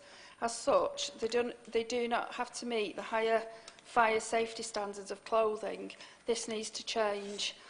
There needs to be necessary legislation or regulations to bring this about, to prevent any further needless deaths and injuries of this nature, especially on a day this is meant to be fun and is enjoyed so much by our children.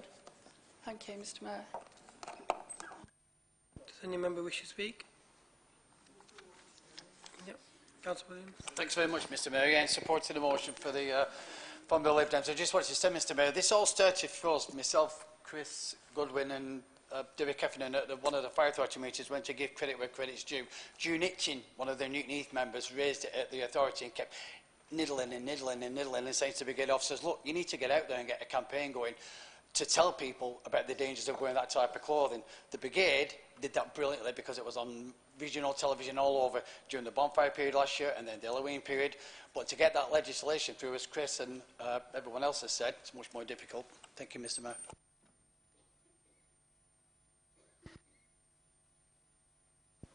Councillor Gloucester, do you wish to reply? No, just thank Steve for his eloquent words yet again in relation to fire stuff. Does the council agree with the motion? All those in favour? That's unanimous. Motion is carried.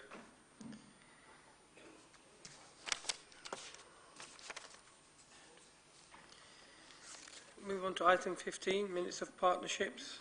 I call on the spokesperson of the partnerships to move and note the minutes as submitted. Unity Partnership Board, Councillor Dean.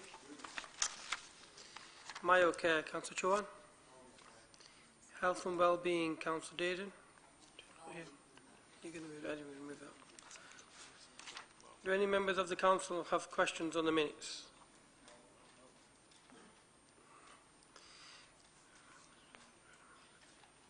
Do any members of the council have any observations on the minutes? Yeah. Councillor Murphy. Health and Wellbeing Board, page 71, item agenda 11. Just an observation to say it's really pleasing to see the dementia buddy on the agenda seeing some airtime, and I hope to see it in use very soon, making a big difference. Thank you, Mr Mayor. Move on to the minutes of the joint authorities. I call on the spokespersons of the joint authorities to move the minutes as submitted. Greater Manchester Waste Disposal, Councillor Hewitt. Police and Crime Panel, Councillor Brownage. GMCA, Councillor Stretton. Transport for Greater Manchester, Councillor Briggs.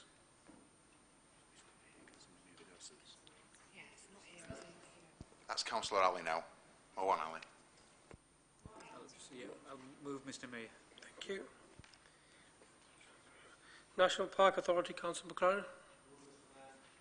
Do any members of the council have any questions on the minutes? Councillor Bates. Thank you, Mr Mayor. Greater Manchester Combined Authority minutes, 29th of September. Page 93.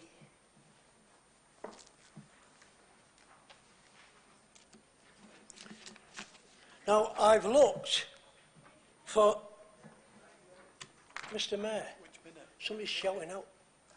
I have looked through the minutes. I have looked through the minutes.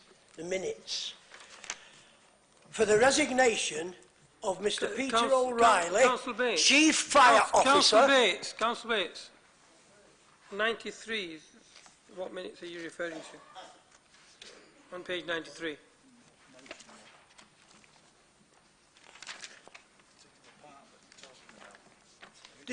There's no... I am concerned about the resignation of the Chief Fire Officer. Councillor Bates, can you refer to the there. minutes, please? It's not there, correct? There's nothing there. It's not there. It can't be discussed at this meeting. It can't be discussed here. Attention to the council. It cannot the be reason discussed why here. It's not there. Could you sit down, please? It cannot be discussed here if it's not there. Thank you. Well, I'll take this further. Where's the Fire Committee meeting report then, when he gave his resignation to the Fire Committee? They're not in this bundle, Mr Mayor. Can I ask you to sit down, please? Thank you. Anybody else wishing to ask a question? Councillor Raymond? Yeah, thank you, Mr Mayor. It's page 103 of the Combined Authority minutes. It's the Brexit monitor.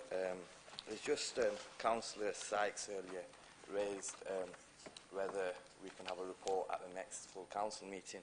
I was just wondering, can I ask the member if we can have input in any representations made to Whitehall about the effects that Brexit are having on the conurbation and specifically Oldham. Thank you. Which 16517. Page 103.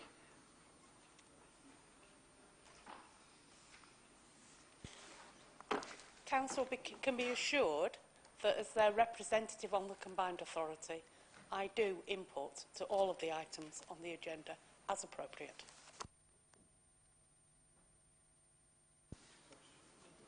Thank you. Do any members of the council have any observation on the minutes? Observations, yes. Councillor Sykes.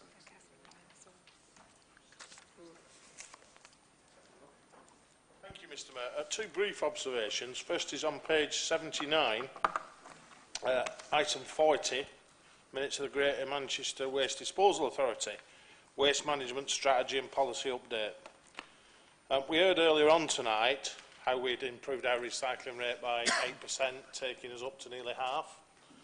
If you'll actually read that paragraph, it says we need to get it to 70%. And I just wonder, what does that mean?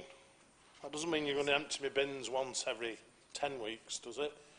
By any chance? And I'll need to have another 7. But it's a pretty challenging target.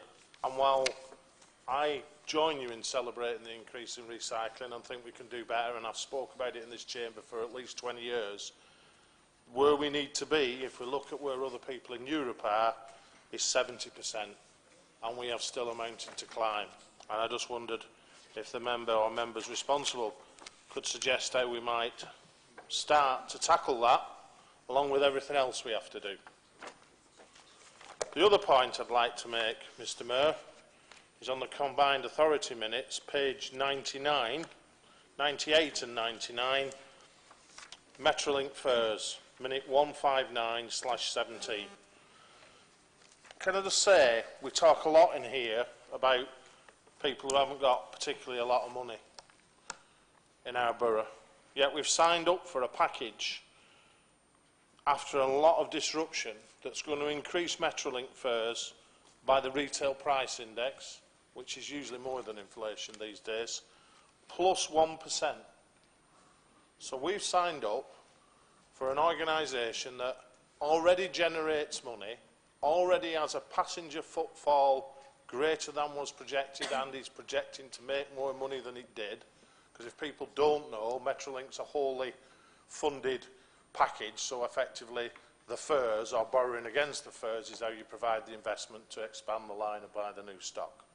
I get all that, but why, when we've had what some of us thought was a bit of a first freeze, didn't get a reduction, what they're actually now going to do is catch up the freeze we've had by increasing the rate of fares by more than the retail price index over a number of years. For me, Mr Mayor, that will do two things. It will make Metrolink an expensive way when we're just getting people into the habit of using it out of the cars, and drive them either back onto our inadequate bus network, because we still haven't got the powers from the bus regulation bill to do anything about that, or worse still, it will drive them back into their cars.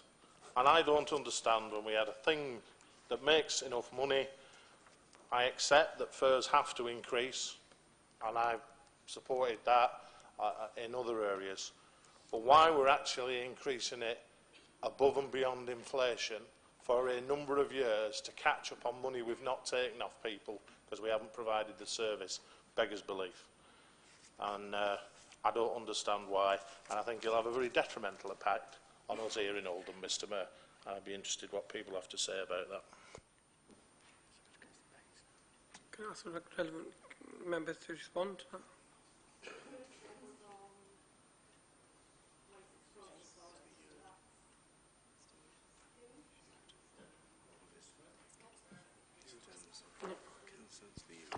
Thanks, Councillor Sykes. It's not the amount of rubbish that's collected from your home which is going to increase the recycling.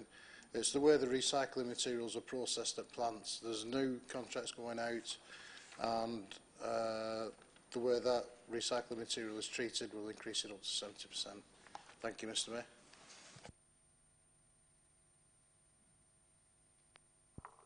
It's me for the other one.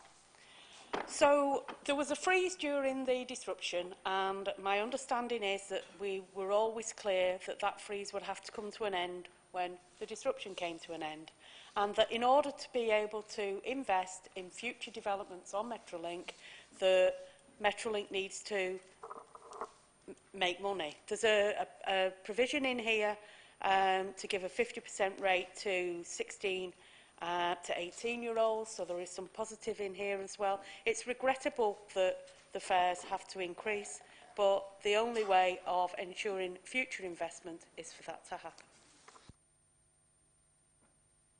Councillor Bates. Thank you, Mr Mayor. Observations. Might have a chance here. Observations. Very important issue. We have no... I observe in the pack here... Which minutes? That we have no fire committee report Councillor again. Bates, which minutes? Pardon? Which minutes are you referring to? The minutes of the Greater Manchester Combined Authority, Manchester Waste Disposal Authority. I admire you for being detailed, because you're getting in your ear hole. Greater Manchester Waste Disposal Authority, Police and Crime Panel, Greater Manchester Combined Authority, page? Transport What for General page, Manchester. Mr. Bates? They're all there. What page? They're all there. Yeah. What So page? they're not there, so sit Right, down, what please. page? Well, I'll give you the page. I'll give you Councillor the Bates, page. they're not there, so please sit down. Page 90. I call the next speaker, Councillor Raymond. Well, Mr Mayor, Mr Mayor, I want to raise a matter. Right. A very if it's not important in the matter minutes, you can't raise it here. about the arena attack. If it's not in the minutes, you cannot raise it. If it's not in the minutes, I'm asking why it's not in the minutes. Right, okay. Why Well, it's not there, and it should be We're there. here to discuss the minutes, and it's not there, so please sit down. Councillor Raymond. Yeah, Mr Mayor, I'm sorry if I wasn't clear. I don't doubt for 1 minute the leader's input, and I'm sure she does a fantastic job. I was just saying, following the report that Councillor Sykes has asked for, maybe members want to have their say in what they think. Is that an observation?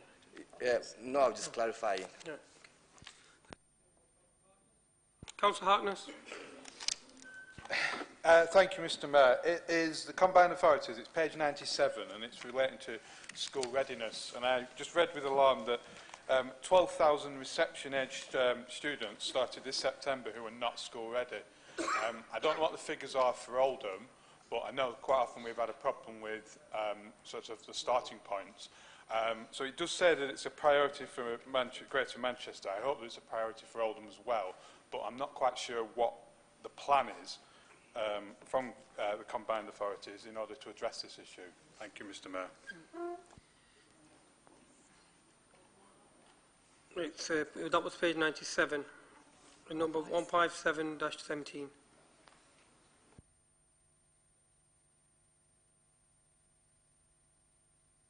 I think it's fairly clear that it's been stated that it's a priority, and I do know that there's already been a number of meetings with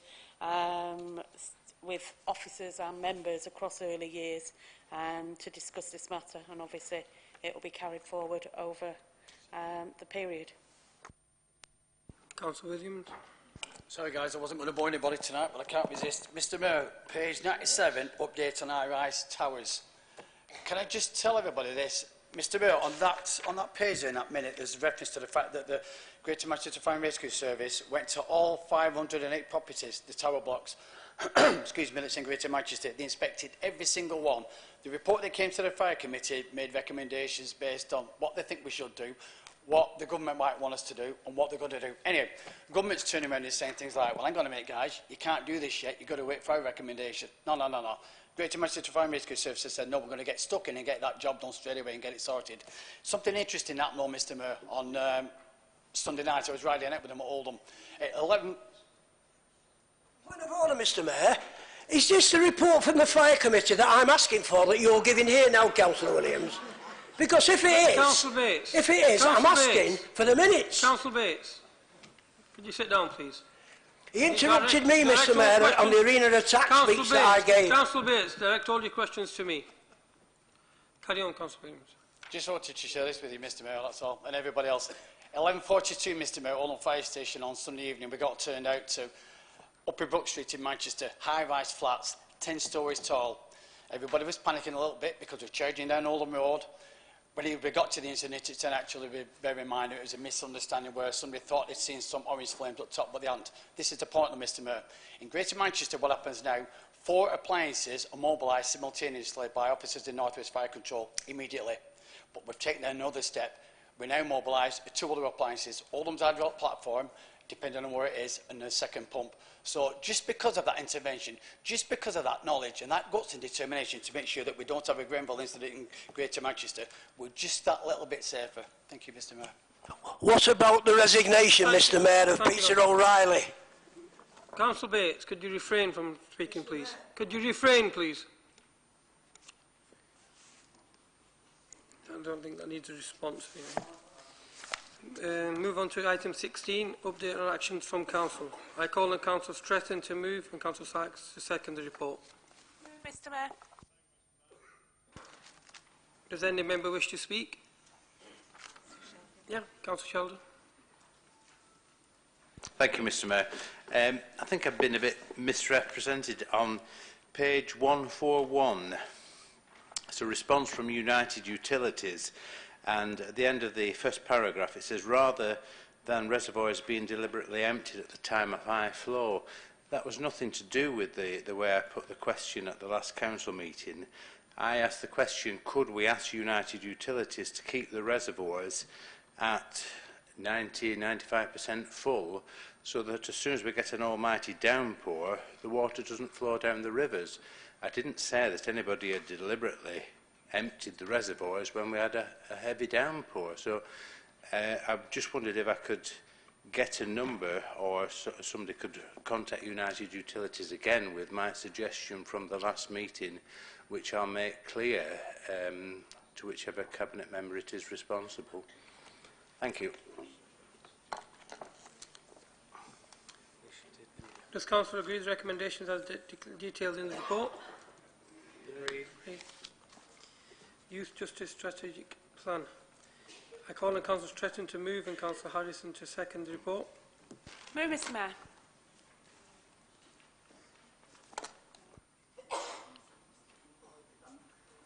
Second it. Does any member wish to speak? Does Council agree with the recommendation as detailed within the report? Parliamentary Boundary Review 2018. I call on Councillor Stretton to move. Move, Mr Mayor. Call on Councillor Sykes to second the report. Does any member wish to speak? Does Council agree the recommendation as detailed within the report? District Plan and Spending Guidance. I call on Councillor Stretton to move. Move, Mr Mayor. Councillor Brownish to second the report. Does any member wish to speak? Does Council agree the recommendation as detailed within the report?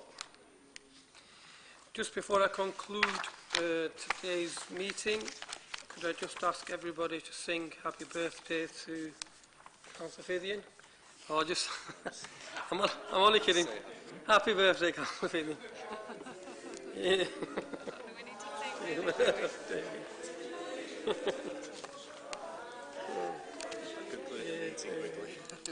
Terrible singing. To you. That concludes the meeting.